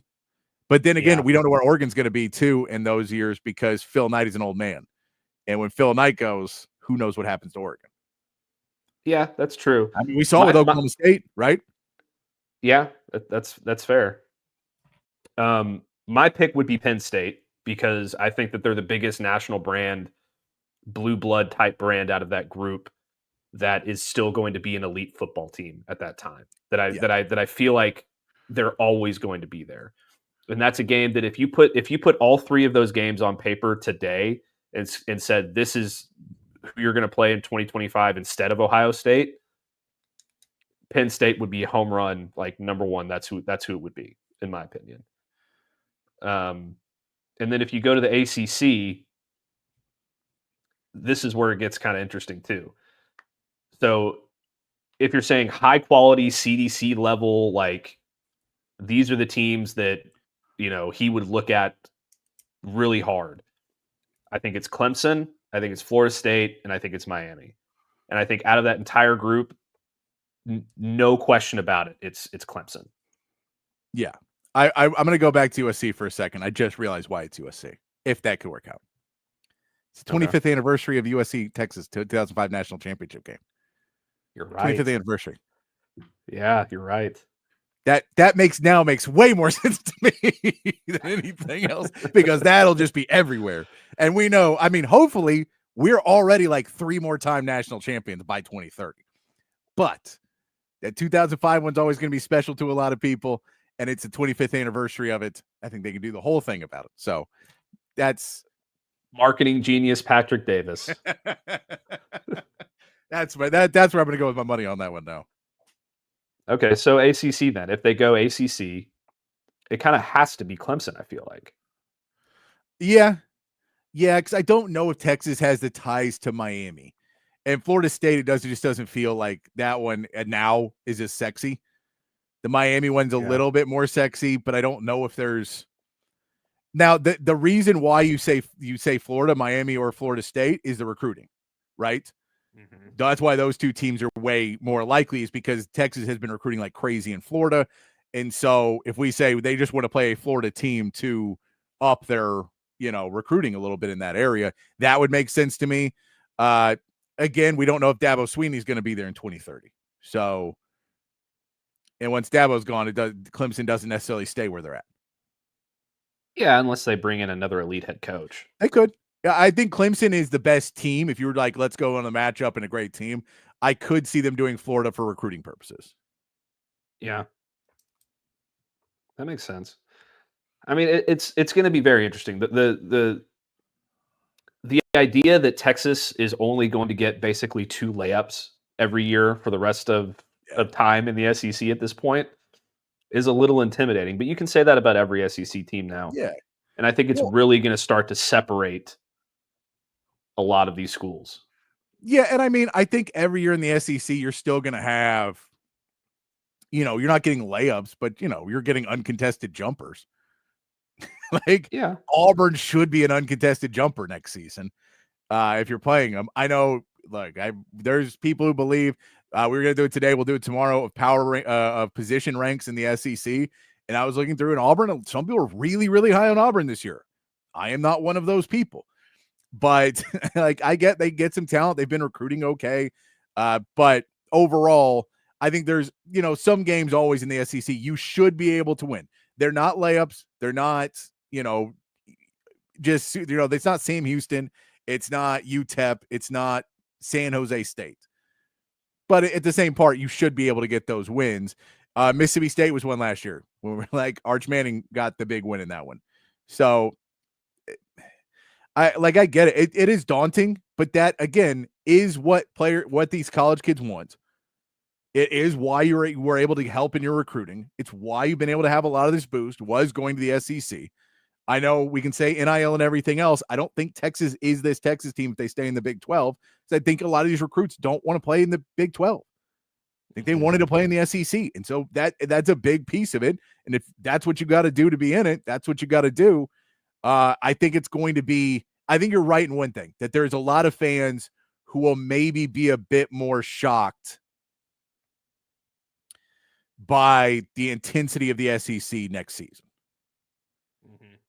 I think that is a very viable statement, that there will be a lot of people who just kind of thought, oh, Texas figured it out. We're good. And then next season, when you get that schedule goes, no, and you're like, this is what more likely we thought it was going to be, and just kind of lucked out into what we got. Yeah, no, absolutely. Billy Lucci paid off everybody, and they sugarcoated it for us because they love Texas and hate A&M. So, yeah, I mean, I totally agree. It's a lot of people are going to be shocked, and it's going to be crazy football for the next however many years. Man, I don't know. It's certainly going to be interesting. Sark had mentioned earlier, before all this came to pass, he had mentioned, I don't think we're going to see another undefeated national champion again. This, to me, all but guarantees that. Yeah. No, this does push it where it's just going to be so hard to be undefeated. This is me trying to explain the other day about wins and losses and my prediction for Texas, and a friend of mine basically getting very upset at me because he's like, you can't say Texas is going to be undefeated. And I'm like, this is why I'm saying this. I'm taking the more optimistic viewpoint on it. and that I believe in my head, Texas is the favorite in every game. I think Ohio State, we have a 55 to 60% chance of winning. Does that mean they have a 40 to 45% chance of winning? Yes. So there's a very good chance we lose that game. But I'm not going to, in my projection, go, well, I'm not the stats guy enough to go through and go, well, that's a 20%, that's a 30, and that's a 25. So let's put all those together and we're a 2-loss team. That's not quite how football works. It's not how sports work. Every game is its own entity, right? So statistically, you could say it's a 2-loss team or whatever else you want to say. I think Texas should win every game they play as of right now. Does that Florida game change? Is my percentage on that I'm like 70, 75% right now? Does that change if they beat up on Miami and like LSU? Yeah, that changes a lot. If Georgia's undefeated when they get to us and they're just steamrolling, does that change my viewpoint? Yeah. But as of right now, that's where I sit. And I think you're going to have to be a little bit more conservative about it when you go into the season. You go, all right, well, now there's 6 games on our schedule that I think we're less than a 60% chance of winning, and so that's where I push it, where it's going to be a little bit more difficult for Texas. But at the end of the day, that's what you want. We keep complaining about the Big Ten wanting less good football, and they just want it all in the playoffs, but they don't really want good games. They just want teams in the playoffs. They don't care about the sanctity of the game or good games. What it feels like we've got the last 2 days of news is more good football each week. And that is a good thing. Yeah, no more of that late season before rivalry week. Alabama versus Alcorn State, Texas A&M versus Samford, Auburn versus UL Monroe. All of that stuff is going to go away. And I love that. I mean, because, if you do that now, you're basically saying we're only going to have one tune-up game? Yeah, you have to put your other non-con games at the beginning of the schedule. You just have to. Yeah. So, if you tried to move it around and do whatever else to screw in to make that work, it would mean that you would have one non-con game, like one gimme early, then a Power 4 team, or a Power 4 team, then one gimme, and then ride in your SEC schedule, and then stick that other non-con that was – but no one really wants to do that either. You want to get your team ready and play some of those other games. So, I mean, it'll be interesting to see how they try and do it. The coaches that try and make it a little bit easier on themselves, we'll see how they react out of this. I'm waiting to see Lane Kiffin's reaction, because I know he doesn't like it, but he's also a pretty witty guy. So it's Twitter right now. I'm sure he'll have some sort of reaction to it that is that's somewhat witty, and him just being like, guys, you're making this so much harder on us. Why don't we just not play anybody, and then it'll be great. And Rodney, I know when you say I don't think Phil Knight's money to Oregon dries up when he dries up. I like the way you put that. I think he's probably going to have stuff put aside for it and everything else, but it depends on how much legality of how the money is put out there. And you can't call him anymore and go, I need somebody like coming in today, and we need an extra $2 million and get it done. I don't know if that's still going to be available to them, like what they have now. Hey, I need to put you on the phone, and you need to go talk to this kid about all the possibilities at Nike past college or whatever. And that kind of thing, that dries up at that point. And depending on his kids, I can almost guarantee you, almost to a fault, almost to a T, kids of billionaires really don't like spending the money like that, like their dads or moms did. Most of the time, they're like, hey, could I just have all of that? That seems more fun to me than giving it away to football players. It seems way more fun if you just give me all of that. I'd prefer that. So normally that's how it works. I'm sure they'll have a trust set up or whatever else, but it changes it up a little bit when it goes in. I think they'll still be a good team. Dan Lanning's still a good recruiter. It's not just about the money at Oregon. They've built a lot more up there than just that. But Texas is lucky because there is a bunch of donors. There's a bunch of people who donate. They're cranking out more millionaires and billionaires every day because the alumni continue to go out and be successful. Whereas Oklahoma State, they lose their sugar daddy. Miami had a sugar daddy. Turned out to be a Ponzi scheme. Like, when they lose their sugar daddies, it's over. And they have to really reset what they do there because they're like, well, we just had to make one phone call. Now we got to make like 35 phone calls to get that money put up. So it's just a different world once you lose that one guy. Unfortunately, Texas Tech sugar daddy is about my age, so he's not going anywhere anytime soon. I have an interesting conspiracy theory that I just thought of, Patrick. Okay. What if, like, outside of, because Ohio State does it every year, Michigan does it every year. What if the Big Ten collectively, besides those teams who just don't care, like Michigan and Ohio State, what if they say, we're not going to play the SEC anymore? We don't want to give it to them. And so they pull out. So, like, Ohio State and Michigan can't pull out now. No, they can't. But yeah, that's what I'm saying. They would do it anyway. They don't care. But schools like Indiana and Illinois and you mean they have to pull out of games that they don't have scheduled? But yeah, they will refuse going forward after this announcement to 100%, pick up the phone when some of these other SEC teams call. Yeah, I agree. But so then the SEC is basically forced into doing a deal with the ACC where they have to kind of play each other every year outside of Michigan and Ohio State. No, I agree. I think but those schools will always do that. Indiana and Illinois don't have backbones. They're spineless, cheap organizations who want shallow victories rather than greatness. Prove me wrong. Schedule real opponents. Please. Love to be wrong.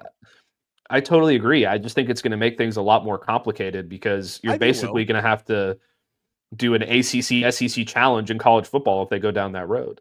I think I think SEC teams can schedule the Big 12. I just don't think they want to deal with Texas.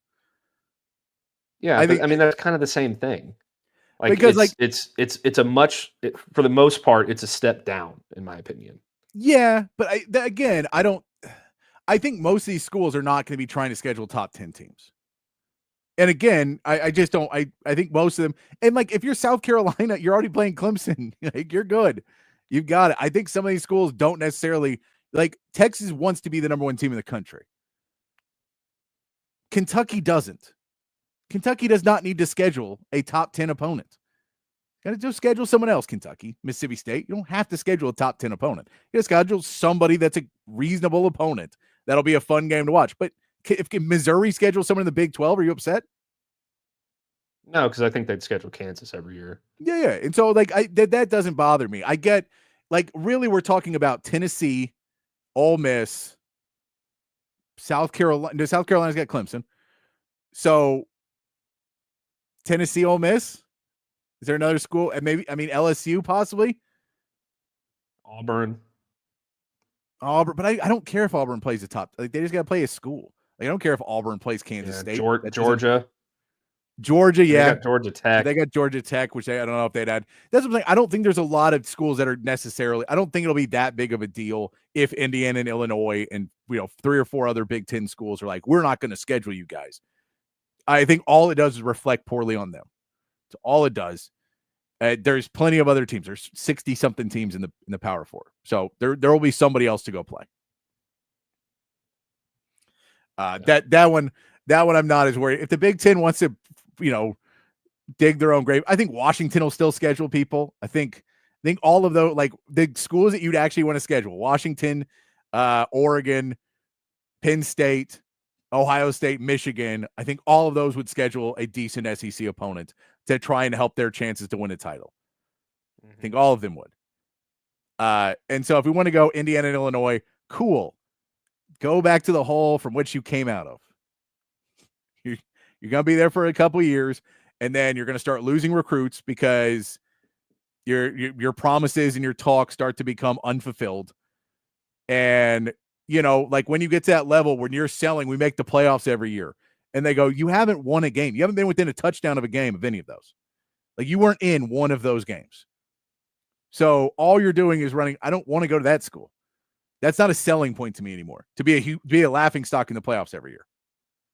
Yeah. And then you take into consideration this new model of 9 games in the SEC. I mean, we mentioned it about an hour ago, but this will virtually guarantee a 9-3 South Carolina, Florida, Ole Miss getting into the college football playoff over a 10-2 Indiana or Illinois.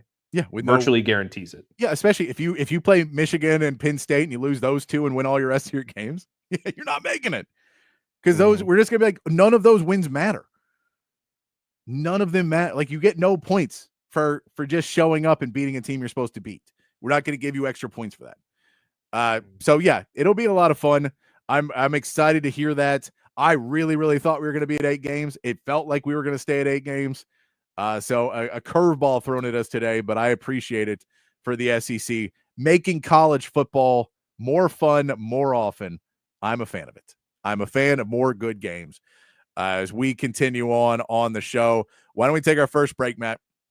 Come back, get some NFL talk, continue on. If any of you guys want to join in on the chat, on the text line, feel free to join in with us, and we'll be back in about 2.5 minutes here on Open Gym, here on Texas Sports Unfiltered. At Sleep Cycle Center, we can treat your sleep apnea in various ways. My story starts 15 years ago with the loss of my father to undiagnosed, untreated sleep apnea. And this is a very preventable disease, and treatment options are various. Millions of people across America have sleep apnea, and they fail to realize the early warning signs.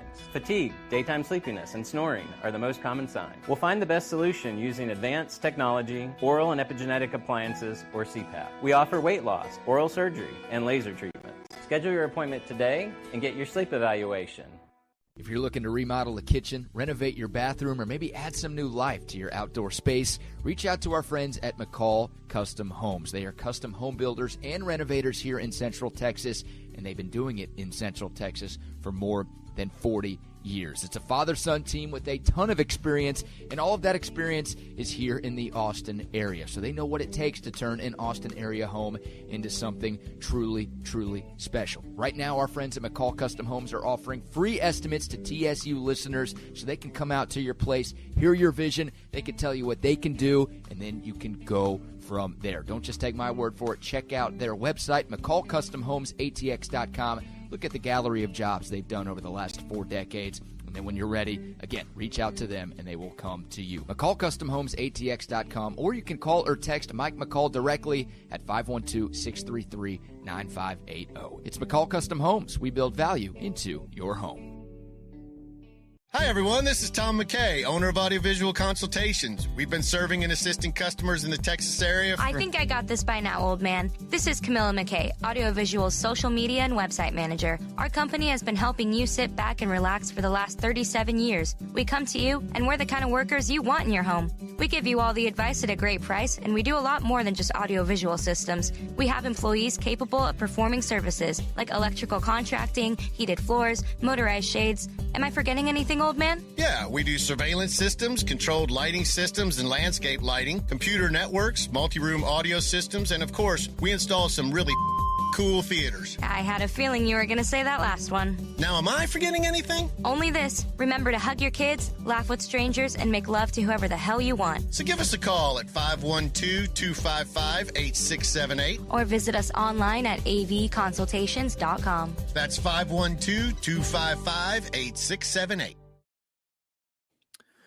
Back here on Open Gym on Texas Sports Unfiltered on a Thursday afternoon. Myself, Patrick Davis, alongside Matt Galatzan from Texas Longhorns on SI, and of course you, the third member of Open Gym, the listener, the fan, the commenter, the person who hates us, whatever you are, join in the conversation on the Facebook, the Twitch, the X, the YouTubes, in the chat right there on the text line 512-222-9328. That's how you can join the conversation. They're talking about SEC going to a 9-game schedule. Matt, we've also missed out on the release of the Jerry Jones, Michael Irvin interview that came out right as we went on the air, I believe.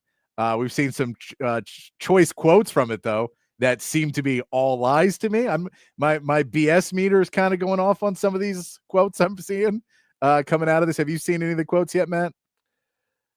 Yeah, my favorite one is that they approached David Mulugeta with a contract and wanted to come to a deal, and he told them to stick it up their ass. So this I do believe to a certain extent. I do believe that Jerry Jones invited Micah Parsons to his office to speak about leadership, then ambushed him with contract talk. Then when Micah Parsons said something to the effect of, man, great conversation. Let's get to my agent. Let's send this over to my agent. Let's start working this out and let's get it done. But I hope to be a Cowboy for a long time. And Jerry Jones went, he agreed to the contract. And they said, hey, Mulugeta, sign this. He goes, you negotiated a contract without me? And he goes, me and Mike, I never talk to agents. And he goes, no, okay, we will talk about a contract. You don't go to the player himself. That's not how this works. And Jerry Jones goes, no, that's not how I do business. So I could believe that when they basically sent, where it's like, hey, we want to send you the finished contract we did with Micah Parsons. David Mulugeta went, I just talked to Micah. He said he got ambushed by you guys. And he wants me to look over the contract. I don't know. We need to sign and put back right away. He also says in the interview that he was going to make him the highest paid non-quarterback in NFL history in guaranteed money. He threw in the guaranteed money on this one. Which I could believe as well, but I think that this is a sleight of hand trick to me. I think it is an 8, 9, 10-year deal. I think it's a super long deal. So yes, it is more money than has ever been guaranteed to anybody who's not a quarterback, but that's because the years are longer.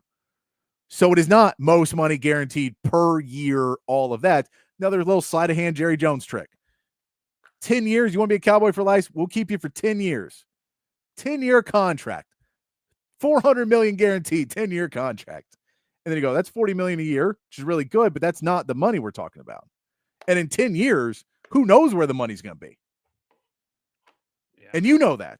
Paying me that is not going to be it. So I think I could believe that as well. But it all feels like Jerry Jones talk on a very friendly platform. And it's Jerry doing his media circuit right now. He's on Fox News, which they very funny, not Fox Sports, Fox News, talking about it because another friendly platform, because they're a news station and they're not going to be hitting the hard hitting questions. And it's just like, Jerry, go on a real place. Go with somebody who can actually ask you a real question. And then maybe we can get through this. Yeah, I don't know. I don't know how much I buy anything that he said on that podcast. He said that Mulugeta said that to him in March. Yeah. And I wrote an article earlier this month for Cowboys on SI about Mulugeta's side of this story. And he said that after the NFL Combine, let me see, hold on. I'm pulling this up right now. Let's see. Well, I probably should have pulled this up earlier. Basically, the timeline that Jerry Jones stated in this comment doesn't line up in my head with what Mulugeta told a guy that I trust, Bobby Belt at 105.3 The Fan. Yeah. Like what he told Bobby, that Bobby talked about on the radio. I do not. That does not line up in my head, and I do not buy Jerry Jones' side of that story whatsoever. I think that he's full of it, and I think that he's using this as a platform to try and get out and be the good guy in the situation, and he's manipulating the facts. That's Jerry Jones on brand. We also did see that on Fox News he did call him Michael again too. Which, come on, man. You got to stop doing that. And then he made a joke about it apparently in this interview where he was like, Michael, can you tell Micah to come? And you're like, I get that you're getting grief now because you keep calling a guy the wrong name. And that's probably a problem if you're the general manager of a football team. If you're the owner, it's fine. If you're the general manager, it's a problem. So here's what Mulugeta told Bobby. Bobby Belt is a Dallas Cowboys insider at 105.3 The Fan. He's really good at what he does, trustworthy. Like I take his word as bond. He said that Mulugeta said after the 2024 season that he saw them at the Combine and told them, we're open for business.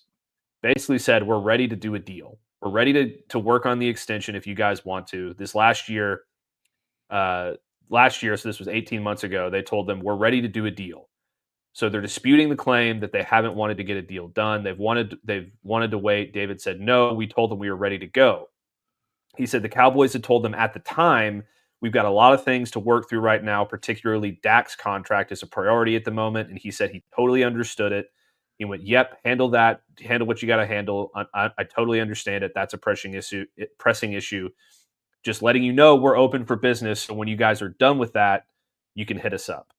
That's what Mulligeta said after the 2024 season, around the timeline that Jerry Jones said that Mulligeta said, "Stick the contract up your ass." Yeah.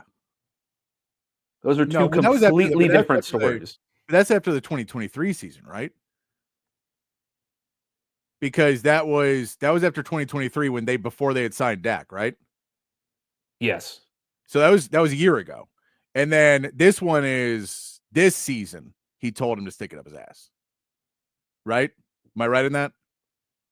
It could, I guess it could be, but even then, I mean, I agree with you. It's still stupid. It did not happen that way. I'm with you on that.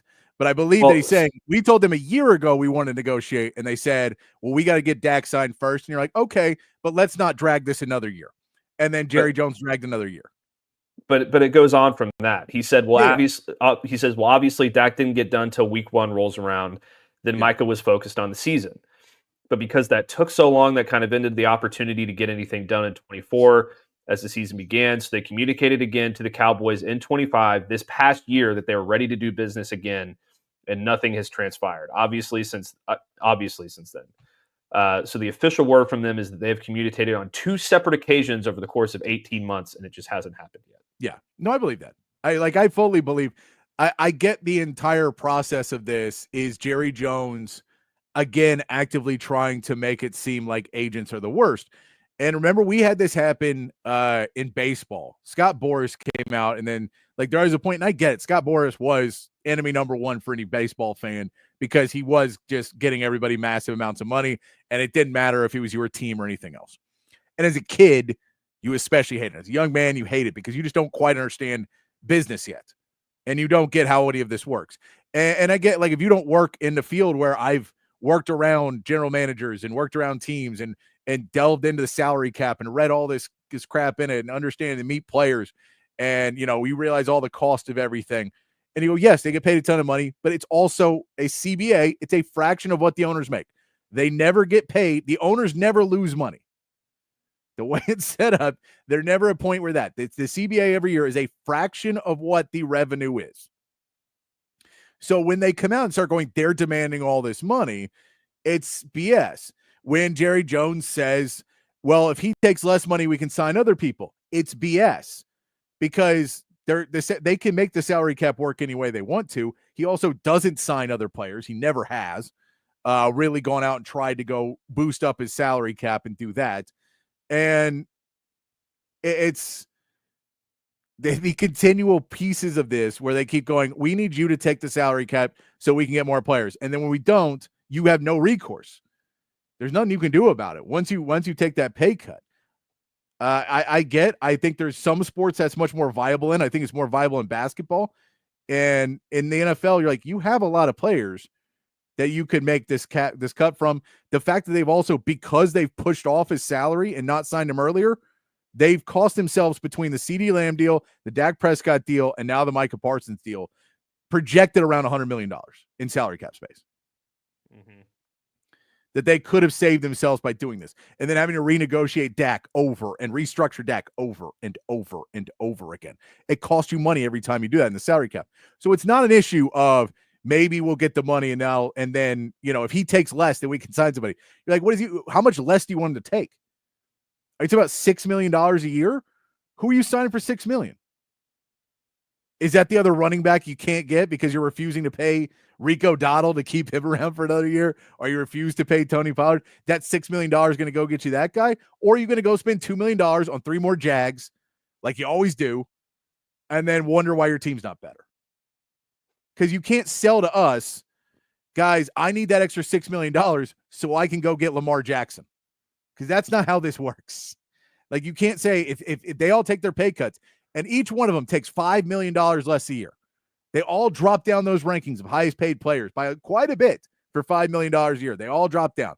That's $15 million. You know what I can get for $15 million? Not much, because all the top players cost $30 million. So even though they all did it, I'm still not getting you that other star you wanted. I can't even pay for George Pickens. Trade for him, can't pay for him. Because he's got to take less too.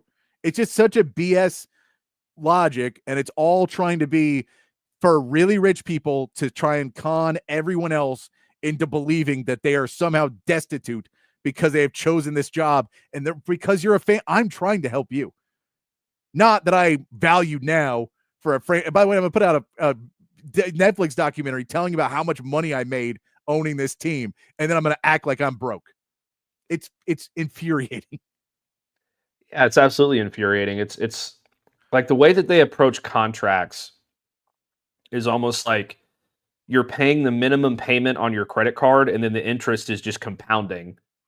And you're gonna have less money down the line, but you're just staying over the line enough to to put a team on the field, but you're really just making things more difficult for yourself down the road. Yeah. I loved he dropped this line, which he's dropped a lot, which is the people would be staggered with how big a check I would write if I could be guaranteed to go back to the Super Bowl. And he used that line. He's been using it for 20 years.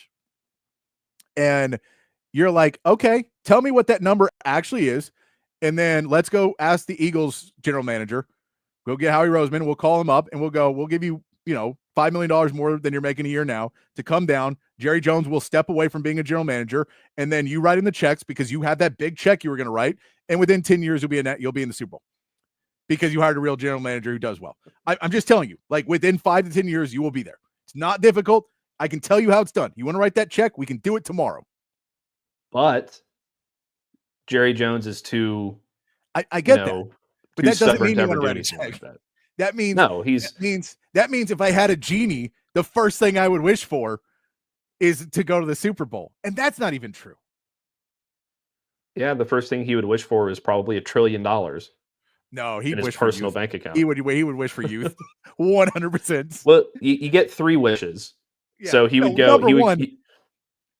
Eternal youth, and then money, and then probably Sydney Sweeney or something.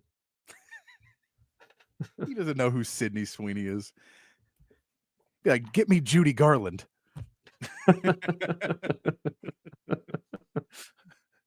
Oh, yeah. It's everything that he's doing right now is completely disingenuous. He's digging a hole deeper and deeper and deeper with every single comment that he makes, and the two sides are just getting farther and farther and farther apart. And if he came to Micah and David Mulligetta right now and said, I will give in to all of your contract demands, I will make you the highest paid player in NFL history, regardless of position, and I will do X, Y, Z. I'm still tempted to think that Micah and David Mulligetta be like, nah, we're good. We're going to go get paid somewhere else and actually enjoy who we play for and somebody who respects me. This is the issue, is because they know Jerry Jones is spiteful. Like the problem with this whole thing, and Jerry Jones knows this, is he's like, I will gladly tank my team to franchise tag you twice. Gladly. Not a problem on my side one bit, because I have to win this negotiation, which means it has to get done. That doesn't mean I have to actually win it, but I have to win it by getting it. And yes, Rodney, he does want some of that glory hole. He's got too many dangling participles happening at once, so he's got to get to Jerry. Just all the same Jerry lines. But no, he wants so he'll franchise tag it. They know that, and he'll tell him, I'm a franchise tag it twice. Why do you think Dak Prescott put in his contract that he couldn't be franchise tagged again? Because he was like, you're the type of petty bastard who would try to actively ruin my career and ruin your team because you are unhappy you couldn't win a negotiation. That's how petty you are. And you don't care about it, and you don't care about anything else except this because you have to seem smart, and everyone knows you're an idiot now. And I think this is my only thought now is that Jerry Jones is kept away from the internet. Like, they just don't let him know it exists. Or they just tell him what's on it, but they're like, never go on there. Grandpa, do not go on the internet. Because if he did, then it would just be story after story of us all being like, we know what you're doing. So he's just not allowed to get anywhere near it. And they're just like, and now they block porn sites in Texas. So what's Jerry going to be on there and doing anyway? So I don't know what he's going to be doing on there if they've already blocked his favorite websites.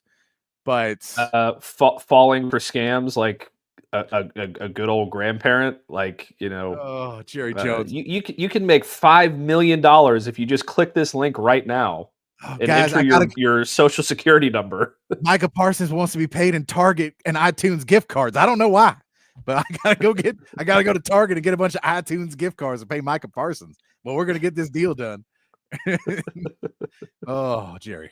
Yeah. So it was frustrating. That's another one. I didn't see it. I just saw frustration coming through a timeline after that got released today of Michael Irvin and Jerry Jones sitting around, talking about the good old days and about why Jerry Jones will never allow them to be to come back ever again because of his greed and his ignorance. So yeah, fun stuff. Matt, I want to play a game with you. Let's play pick the starting quarterback. I have 5 teams in the NFL with somewhat of quarterback controversies or quarterback battles. 5 different teams, and I want you to make the case for why you are picking the starter that you are picking for each of these teams. Okay? Okay. So let's start with Cleveland. Cleveland has Joe Flacco, who's named their week 1 starter. Joe Flacco's on the roster. Kenny Pickett is on this roster. They drafted Dylan Gabriel. Then Shedeur Sanders was there a little bit later. The owner said, it wasn't my pick. It was the general manager's. He said, this guy's got value later on. Let's go ahead and take him. I believe he'll be a decent quarterback. And at this round, why don't we be more like the Patriots, who always draft a backup quarterback, and then they've always got somebody, and then they trade away for like a better pick, Joe Milton, somebody like that, or they trade away that quarterback a couple years later and get a pick back. So you get all that. They also signed Tyler Huntley. He's looked really bad so far, but he is a Pro Bowler, so he's got that going for him. When Lamar Jackson got hurt, he played a lot there in Baltimore. Who is your starting quarterback and why, Matt? So Mike, I need one thing cleared up before we continue with this game. Okay. Yeah. Is this for the season or is this week 1? This is week 1. I'll go week 1. I won't make it hard on you and say you have to pick him for the whole season, but I want you to tell me the plan too. Okay. I think you go with Joe Flacco because he gives you the best chance to win. All right. And I think that he knows the playbook. I think that he's a veteran. I think he's going to make good decisions. And I think that the team is going to respond to him better than they would to a Shedeur Sanders, who I just don't think that they take seriously. So I would go with Joe Flacco. And then when everything craters and they're 0-5 or 0-6, then I think you go to Dylan Gabriel. I don't think that Shedeur Sanders should play at all this season. No Kenny Pickett? No. I think you go to a rookie. I think you trade Kenny Pickett for a draft pick and get some draft capital. Okay. All right. So we sit there. That gives us week 1. They play the Bengals, then the Ravens, then the Packers, then the Lions, then the Vikings, then the Steelers, then the Dolphins, then the Patriots, then they get a bye week. They haven't won a game. That's a somewhat tough first 8 weeks before you get to the bye week. So you pulling Joe somewhere in there and just throwing Dylan Gabriel in there, or are you going to wait till the bye week? They come out with the Jets, Ravens, Raiders, 49ers, Titans, Bears, Bills, Steelers, Bengals is where they're going to end up. I may wait and then throw them out to the Jets. I know they got Sauce Gardner. They got a decent defense over there. But I may wait for the bye week to do it. But I feel like they're already on quarterback. I feel like they're on quarterback 3 by the bye week. They could be. Yeah, I mean, I think that the smartest thing to do would be to wait to the bye week. If you're going to get a rookie quarterback prepared to go into a game, you give him 2 weeks to prepare as the starter. But I think that it would be foolish to start anybody but Joe Flacco in week 1. I don't think anybody else on that roster is prepared to do it. Now, I will maybe say, Kenny Pickett, but Shedeur and Dylan Gabriel, absolutely not. I'll say this. You're playing against a pretty crappy Bengals defense week 1. So at least you have that going for you. You may be able to make this offense look okay, but all right. So you have got Joe Flacco out there week 1 and then a replacement somewhere in that season. So during the losing streak, you somewhere put him in there. All right. How about the Indianapolis Colts? They have named Daniel Jones their starter. They have Anthony Richardson. They say they have still not given up on Anthony Richardson. That is their statement. We have not given up on Anthony Richardson. We still believe in him. Riley Leonard already also on this roster. They drafted Riley Leonard. Somebody else who preseason stats were not great, but neither Daniel Jones, neither Anthony Richardson's. Who do you start week 1 for the Indianapolis Colts? Daniel Jones. He's the best quarterback on that roster. And then I think, again, like similar in a situation to Cleveland, I don't know what their schedule is off the top of my head, but if you start, with a few losses in a row, then I think you switch to Riley Leonard. So you are on the we are done with Anthony Richardson train. Yeah, I don't think he ever plays another football game for them again. I think he's traded, early in the season. All right, so they get some. Theirs is not as bad. They go Miami, Denver, then at Tennessee, at Rams, at Raiders. Or sorry, at home against the Raiders, Cardinals, at Chargers, Tennessee, at Pittsburgh, Atlanta, and then their bye week in week 11. I think that you see a change by the second Tennessee game, probably. Okay, that's about week 8. About week 8, you come home, you put them in there, and then you get Riley Leonard to go up against that. Pittsburgh and Atlanta. So believable games you could go up against that are not ridiculously hard games. I think one of those is overseas as well. And then you get the bye week after the overseas game. So Riley Leonard could be in it there. All right. That's 2 teams down. The New York Giants, Matt. Russell Wilson is their week 1 starter. They also have Jameis Winston on this roster, just being a person, just being a dude in the locker room, making people laugh, giving weird speeches. That's what Jameis Winston does. And then Jackson Dart, who a lot of people are really high on right now. It feels like Brian Daboll needs a hero in that Giants locker room. His job is on the line. They're in a tough division. When you sit there and say, well, Dallas seems like the third team pretty drastically, you're like, well, you're just not even close to Dallas, though. And so that's a problem for you. When you have all that going for you, Brian Daboll trying to hang on to a job, Jackson Dart feels like maybe he could fit in that Brian Daboll system and make it finally work, but you got a proven guy in Russell Wilson. You've got Jameis Winston, who had a couple good weeks for the Browns last year still. Where are you going? Week 1, your starter if you're the Giants. Jackson Dart, and it's not close. Not close. I think that if you're Brian Daboll and you realize that this is your last year unless you do something, unless you change the chemistry of what's going on in that organization and the way that they feel about your future, then you're out of a job. So I think that you just say, screw it, rip the Band-Aid off, throw Jackson Dart out there, see what happens, because that's your only chance to hold on to your job. So I'll throw this in for Jackson Dart, is I think that, in today's NFL, and we've seen the Eagles are probably the best at this, at points you just have to move on. You got to realize your mistake, pull the Band-Aid off. We're going to eat that cap. We'll make it work. Or we'll eat that bad draft pick, whatever it is. We're not going to sit and stew on it. So if you put out Jackson Dart and you go, it doesn't work, and he struggles and everything else, you go, okay, well, we're just going to have a bad season, and we'll get another pick next year in a better quarterback draft. We can go take another quarterback. And if we're really bad, we may be able to go get Arch Manning. And if he comes out, I know we don't expect him to come out, but we're talking Giants talk here. Or, we'll get a Garrett Nussmeier, or we'll get a Cade Klubnik, and we may get somebody that we feel is there in that we're getting a top 5 quarterback instead of a first round that we traded back into, and we can go try and trade off Jackson Dart for a second or third round pick to somebody who maybe still wants a quarterback but wasn't able to get a guy they feel, and let him have another chance somewhere else. I think that makes sense to me a little bit more. Now, Russell Wilson's already been named the starter, so we know that he is going to have to play some games now for the New York Giants. So where do you think Jackson Dart actually gets to come in? They're at Washington, at Dallas, versus Kansas City, versus the Chargers, week 5 at New Orleans. Then they go Philadelphia, Denver, Philadelphia, 49ers.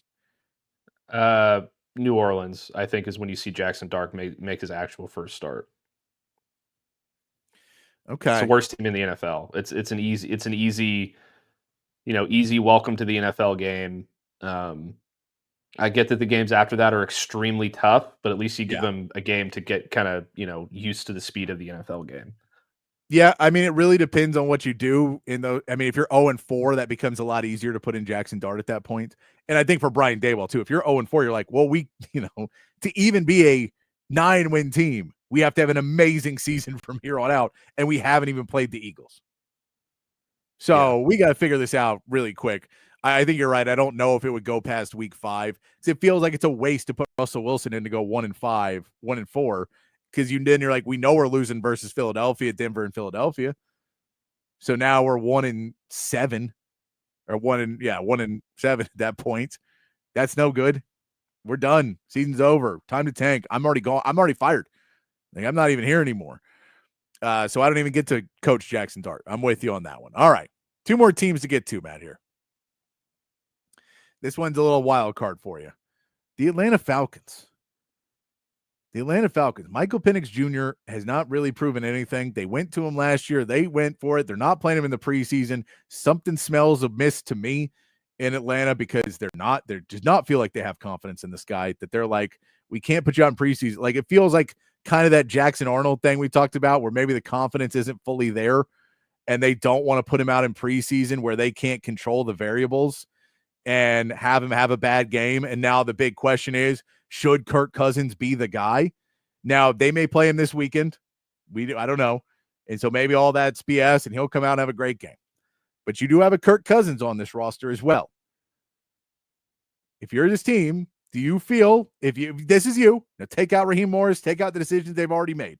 If you're just sitting there and you've got Michael Penix Jr. and a Kirk Cousins, and you feel we have a couple other pieces on this team, we've got Bijan Robinson, I've got Chris Olave, I've got Drake London, I've got some good players. Who do you start? Do you go with Michael Penix in the future, or do you say Kirk Cousins may be able to take us to the playoffs? We're not in a great division. I would probably go with Kirk Cousins. And I know that's probably not going to be a popular opinion in Atlanta because I think that they've seen enough of Kirk Cousins at this point. But I just think that if you're really serious about competing this year in the NFC South, which basically mortgaging your future for 2 edge rushers in the first round indicates to me that they want to win right now.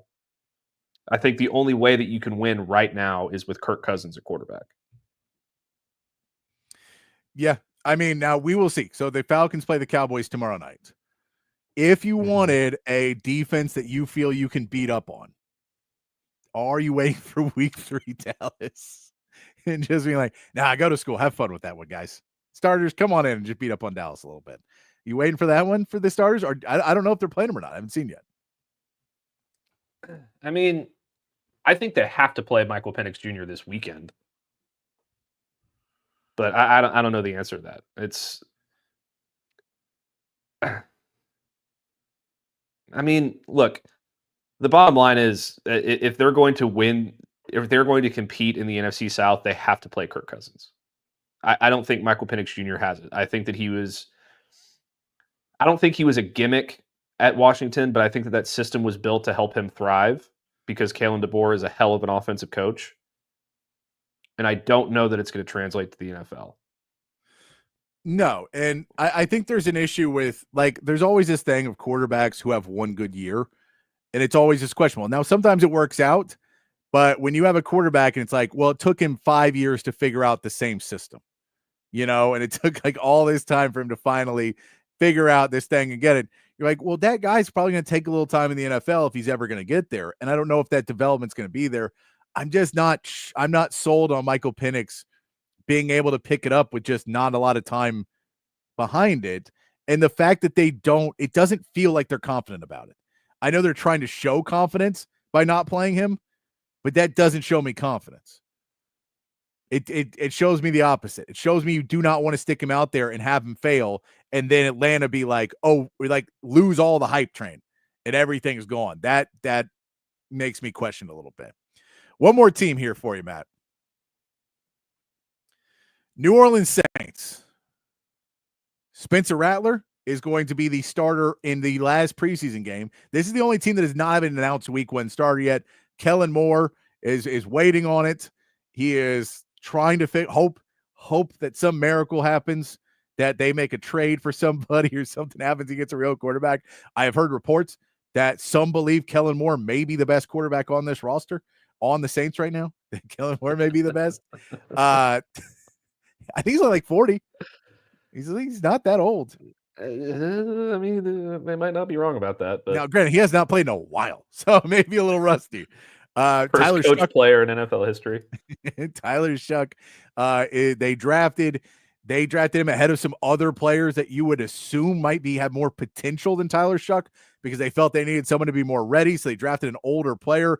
Again, this is a guy who took forever to be on the NFL's radar, and then finally he gets there, and now you're pretending that a guy who's a lot older is just going to be automatically more mature and ready to go. Then you get Jake Haener, who's, I shouldn't be mentioning Jake Haener, but the fact I am should tell you how confident they are in Spencer Rattler and Tyler Shuck, that guy is getting still reps because they're like, hell, none of them are any good. So if you're Kellen Moore, your first head coaching job, you don't have a really good roster. You don't really have much going for you. You know you're expected to lose all of your games. Do you know they're going to be in the hunt for Garrett Nussmeier? All of this. What do you do to try and make people believe that you are a real NFL head coach? Who do you take? I really want to make the argument for Spencer Rattler, but I just looked at his stats and I can't do it. 0-6 as a starter last year. 4 touchdowns, 5 interceptions, less than 60% completion percentage. He's not going to be able to do it. Kellen Moore is 37, so he's younger than Matthew Stafford. So that's something that you could, that makes a lot more sense to me than Jake Haener. But at least that guy's played an NFL game before. Like I don't know. I think that if you're the Saints, you just say, you know what? We are going to go 0-17. So let's start Tyler Shuck and be the worst team in the NFL and then guarantee us Garrett Nussmeier with the first pick. That's what it feels like. The only issue with that is you hired a first-time head coach. And I feel like Kellen Moore is going to have just this little piece of his brain being like, this is it. They're gonna sandbag me and I'm done. Like my NFL head coaching career may end in 1 year because a coach they literally hired for me to fail, and they're giving me nothing, so I have to try something. And so, but I just don't know if there's a right answer to this question, Matt. I don't think there is. You have to go with Tyler Shuck because he's the unknown. But the fact that he can't beat out Spencer Rattler should tell you something. Now, granted, I think Spencer Rattler is a much better practice quarterback than game quarterback. Mm-hmm. I think we've seen that throughout the years, that in practice, he's really, really good. And that's why everyone's like, oh, yeah, that guy's like a 5-star player and he's going to be great. And every coach is like, Spencer Rattler's the dude. And then when it comes to game time, he just gets flustered and gets off and it's over. And, then you have to get Caleb Williams to come in and beat the freaking Longhorns. But this one it doesn't feel like there's any right answer. This is one of those, like the only right answer is a trade. That's it. Your only right answer is go get us somebody who is a viable starting quarterback in the NFL. We missed on the pick. We missed. Hear me out. The Saints trade for Kenny Pickett. Yeah, they could. And he can win them like 3 or 4 games. Yeah. I'm with you. I think that's a reasonable deal to give up like a 6th-round draft pick for Kenny Pickett at this point. And just be like, look, we have a reasonable starter now. Guy with a little bit of history behind him, a few games under his belt. And so we feel like we can put this guy out there and be okay. I think that's a reasonable thing to say. I probably wouldn't go for it, but I don't know. It feels like there's got to be somebody somewhere that would be a better, like, hell, I'm calling the Texans and be like, Davis Mills seems like he's better than this. Yeah. That's Davis Mills has actually looked like pretty good in the preseason so far. He's looked good and behind him. He's just not a starting quarterback in the NFL, but that is not what you have. Davis Mills falls in that category of a really, really good backup that you're like, dude, you don't feel bad for him playing 2 games. We talk about it at Texas all the time. You need someone that you feel you don't mind starting 2 games for you. And Davis Mills definitely falls in that. 2 games, 3 games. Once teams start to scout you more and more, it becomes harder and harder. Like Cooper Rush, don't mind playing 2 games. Once we got to do a whole season, Cooper Rush might be a problem. But 2, 3 games was a great backup quarterback. We can game plan around 2 or 3 games. We just can't do it for a full season. Here's another one they could trade for, who's looked pretty good in the preseason so far. Yeah. Trey Lance. But I think Trey Lance, here, I'll tell you the real one. Go get Sam Ehlinger from the Broncos. It's like third Don't string. do that to Sam. Don't do that to Sam. Let him start a full season. Let him have it. I mean, if anybody could be a hero of New Orleans at this point, it'd be Sam Ehlinger. Yeah. I hear they like kids from Austin. They do. That's what I hear. New Orleans. They like kids from Austin. There is our 5 teams for the game. Pick your starting quarterback. I forgot I mentioned this. I saw this earlier today as well, Matt, and we was going to throw this in the college football section, but I forgot about it. Have you seen that Arkansas, what Arkansas has said about their storming the field going forward? Yeah, you got to wait 3 minutes, and then it's not just that you got to wait 3 minutes. That after a win against a top opponent, which I don't know what they're going to rank as this, they will on the scoreboard, like on the big screen, put up a 3-minute clock. Hence, letting everyone on the field know, get the F off the field. And letting the fans know something that they can like count down and kind of get really hyped up for. I like that one to me. I think it's the funny part. Cause you go, if field storming is going to be a thing because TikTok is a thing, because Instagram's a thing, and kids today are going to do this sort of thing, whether you want it to be or not, it's going to happen. So stop trying to fight it and start trying to find a way to make it work, because your only other solution is real violence and control. And they don't want to do that either, because it's going to be a bad scene. We saw it happen once this season, or last season, when the players got in the fracas and one of the cops started like macing everybody. Do you remember that one? I can't remember. Michigan, Ohio State. Yeah, they started macing everybody. That's not a good look for college football. So they say now, hey, we're going to put it on the clock. So now you know what it is. We're going to tell everybody on the field for the other team, get the hell off the field. Now, I don't know if like they're going to have other protocols of like a bunch of cops around the other team's gear. Like get around the gear, because otherwise everyone's going to be like, well, we'll just go steal all their helmets and stuff. Let's go steal all the equipment. The trainers got to get their equipment off the field. The managers got to get their equipment off the field, all that stuff. So there's things where it's still going to be a problem. I still don't like it. I would wish you could find a way to stop it. I don't think it'll ever get stopped though. So this is an interesting, different way of doing it. The 3-minute countdown. I'm curious if it works, if there's still going to be idiots who storm before it. But the best part about this is that it's Arkansas. And announcing this before the season. And if they do not have to use it this season, it's the worst hype video of all time. Guys, when we beat those big teams this year, we're going to have the 3-minute clock. And then the guys got like dusting off the button. Nothing's on it. That to me is the best part. I got to look up their schedule real quick. I've already got it. Okay. Who might they be? So this is their home schedule. Okay. Alabama A&M, Arkansas State. Okay. You're not storming on those. Notre Dame. You're not beating Notre Dame, but okay. Texas A&M, Auburn, Mississippi State, and Missouri. Are any of those outside of Texas A&M considered big wins? I mean, even A&M at that point, because if A&M's already like a 1 or 2 loss team, you storm on that? You storm on a top 25 win? A top 25 win is a stormable. That's crazy. For Arkansas, that is. Oh, come on. Arkansas used to be decent. Team storming for a top 25. If A&M's undefeated and they're like top 10 at that point, okay, I'll let that one go. A&M will be undefeated at that point, I think.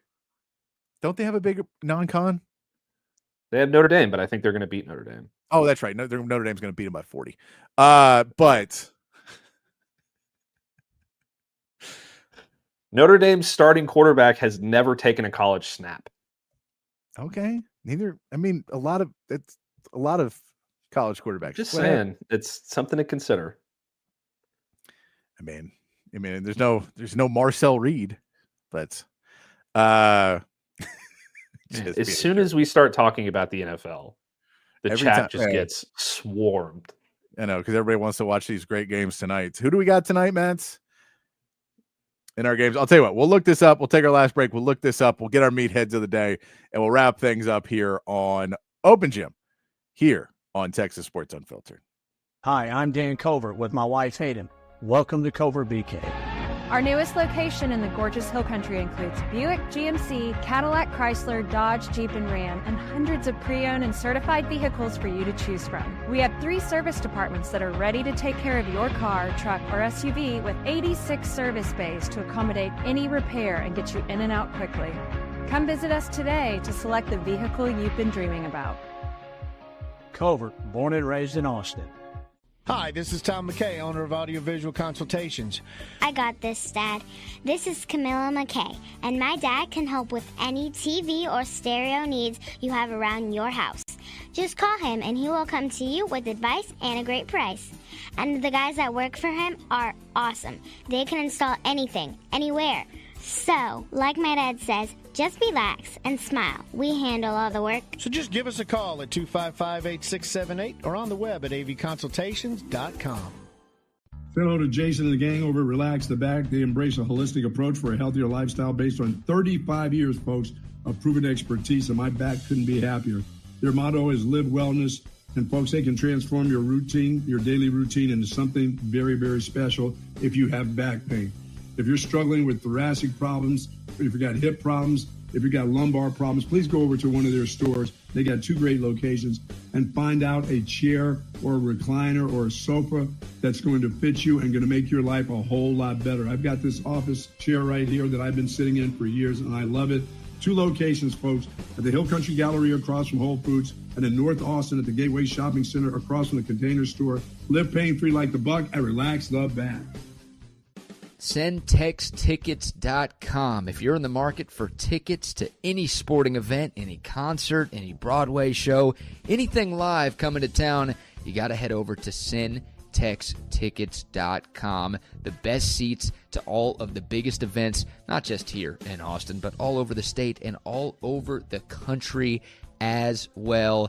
It's so easy to use. Just log on your phone or computer to SendTexTickets.com. All of their tickets are 100% guaranteed, and they will be delivered right to your phone or computer. So simple to use, and you're also helping to support a local business every time you shop. SendTexTickets.com. So if you want to be at the biggest events in sports and entertainment, there's only one place to go. It's SendTexTickets.com. Back here on Open Gym on Texas Sports Unfiltered as we wrap it up on a Thursday afternoon. Tonight's action: Steelers at Panthers and Patriots at Giants is your action tonight. Patriots Giants is an interesting watch, at least. Some young players on both those teams. They kind of for preseason, I think it'll be an okay watch. Steelers Panthers, I don't know. That one, I don't know. Doesn't sell me as much. But Patriots Giants. Will Howard versus whoever is going to start for. Yeah, I don't know if they'll still play Bryce Young or not. Probably. Will Howard getting 10 million passing yards against this Carolina defense. Just be awful there. But yeah, that is your games tonight. We'll have real games to break down tomorrow, though. Real games to break down, and we'll talk a little. Cowboys play tomorrow night as well. Texans on Saturday, I believe. So we'll get to those. We'll talk about those games a little bit more tomorrow. I want to get into some positional ranks with Matt tomorrow. Maybe we'll do our NFL first power rankings. Some of the teams in the NFL. I want to kind of get through that. All the good stuff we're going to get through before we get to game week next week. I cannot wait for that. Start breaking down Ohio State film all week, man. Start breaking it down, play by play. Every single snap of the Ohio State season, I want you to be able to break even the FCS games, all of them. I need to break them all down. Let's get to our meathead of the day. I got a couple things on here. Let's see what we want to start with here. This is from the Browns press conference. the other day trying to talk to Myles Garrett and maybe asking some questions that you knew you weren't going to get the answer to? What is it like to be in that car and seeing that speedometer creep up toward 100? I'd honestly rather talk about football on this team than anything I'm doing off field, other than the back to school, event that I did the other day. But still, I mean, people want to know about that. People want to know a lot of things. If you couldn't pick that up, the reporter asked Myles Garrett, because Myles Garrett has gotten a lot of speeding tickets recently, got arrested again or pulled over again for going very, very fast. And he asked Myles Garrett, the reporter asked, what's it like? What does it feel like trying to ease in a question instead of just being like, why do you drive so fast? He goes, what does it feel like when your speedometer is getting up to close to 100 miles per hour? What does it feel like in a car to do that? Myles Garrett's like, next question. I don't want to talk about off-field stuff. Let's talk about football. You can talk about, if you want to talk about off the field, you can talk about my charity event. But other than that, no, we're not talking about. And then the guy persists. But people want to know. Really? Well, most of us have driven in a car and pushed the pedal to the metal on some back road somewhere or on some desolate highway at some point in our life and had our car almost fall apart because we weren't driving a car meant to be going 100. I think a lot of us have done that. You're like, we're going downhill at the right time. We can get it going. But yeah, that is another person that you just want to pull aside and go, that's not that important of a question to try and get your credentials pulled for. That guy should have his credential pulled immediately. There's dumb. no question about that. That is the dumbest question I have heard asked in a press conference in a very long time. I don't know who that guy is. I don't know what his agenda is with that question, but all you're going to do is piss off the media staff and piss off the player. And every time, like, it's going to be a Russell Westbrook situation for this guy. Anytime he tries to ask a question in a press conference this entire year to Myles Garrett, he should just say, next question. That is so dumb. That's the one you always get is like, I get there's times where you're trying to stick in a question or you got to ask difficult questions. I get that. But you also know when you do these press conferences that you're like, well, there's some questions that you're just I know I'm not going to get an answer to. There's really no point in me asking it. And also, what story am I getting out of this? Is Myles Garrett going to go? Are you expecting Myles Garrett? You're like, all right, there's like a 5% chance. He's like, when I get behind the wheel and I got a need for speed. And you're like, he's not going to do that. You know, he's not. Don't waste it. Like, so that's the one. If you want to come at him with a hard question either and be like, is there a point where you're trying to take defensive driving or so? Like, if you want to come at him with a more hard-nosed one, then at least I go, I know you're going to get in trouble for it, but that's at least you're being real. But how does it feel? Oh, what a bad question. There are certain responsibilities that a reporter has to like ask hard questions, but there's a line between asking a hard question and just a dumb question. And that's just a dumb one. Here's another clip from a press conference that we got from Tennessee Titans. Did I learn anything from it? Just strong as shit. This was Cam Ward being asked, did he learn anything from the scuffle in practice, as they had a scuffle? And his answer was, Jeff strong as shit. Talking about Jeffrey Simmons. I loved his answer. I like Cam Ward more and more that we see of him as preseason goes on. He seems like an extremely likable guy. I hope that it translates to the football field because he is just a really likable guy and he seems like he's working hard and everything else. So you really wish the best for him. But yeah, a great answer to, did you learn anything from the scuffle? Yeah, I mean, he really does seem like a likable guy, and this is a great answer. Former Ole Miss commit Jeffrey Simmons, by the way. Commits, not player commits. But yeah, I mean, everything. You're right. Everything I see about Cam Ward so far is I've really enjoyed. Like, this goes all the way back for me for when he was doing they were filming some YouTube video for some camp, and he was just talking shit to Shedeur Sanders the whole time, like calling him soft and calling him entitled and all this. Like, you don't come out here. I've liked him ever since then. So he just continues to build that for me. I think he's going to be really good in the NFL. Yeah, I'm hoping good things for Cam Ward, but he's in my division, so maybe not. Also, don't get in a fight with a defensive tackle if you're a quarterback. No, just don't do it. No, do not. Yeah, defensive tackles are big. They're really big. We got to get out of here. Let's get into a Friday show. How many days away will we be tomorrow, Matt? Jordan Shipley days away from college football. That's good. I can't wait. Oh, well, from Texas football. We're 2 days away from college football. There's college football on Saturday, man. Jordan Shipley days away from Texas football or Jackson Shipley. Either one. We're gonna get out of here. We'll be back. But until then, be kind, be safe, keep your underwear clean. We'll see you back here tomorrow for more from Open Gym.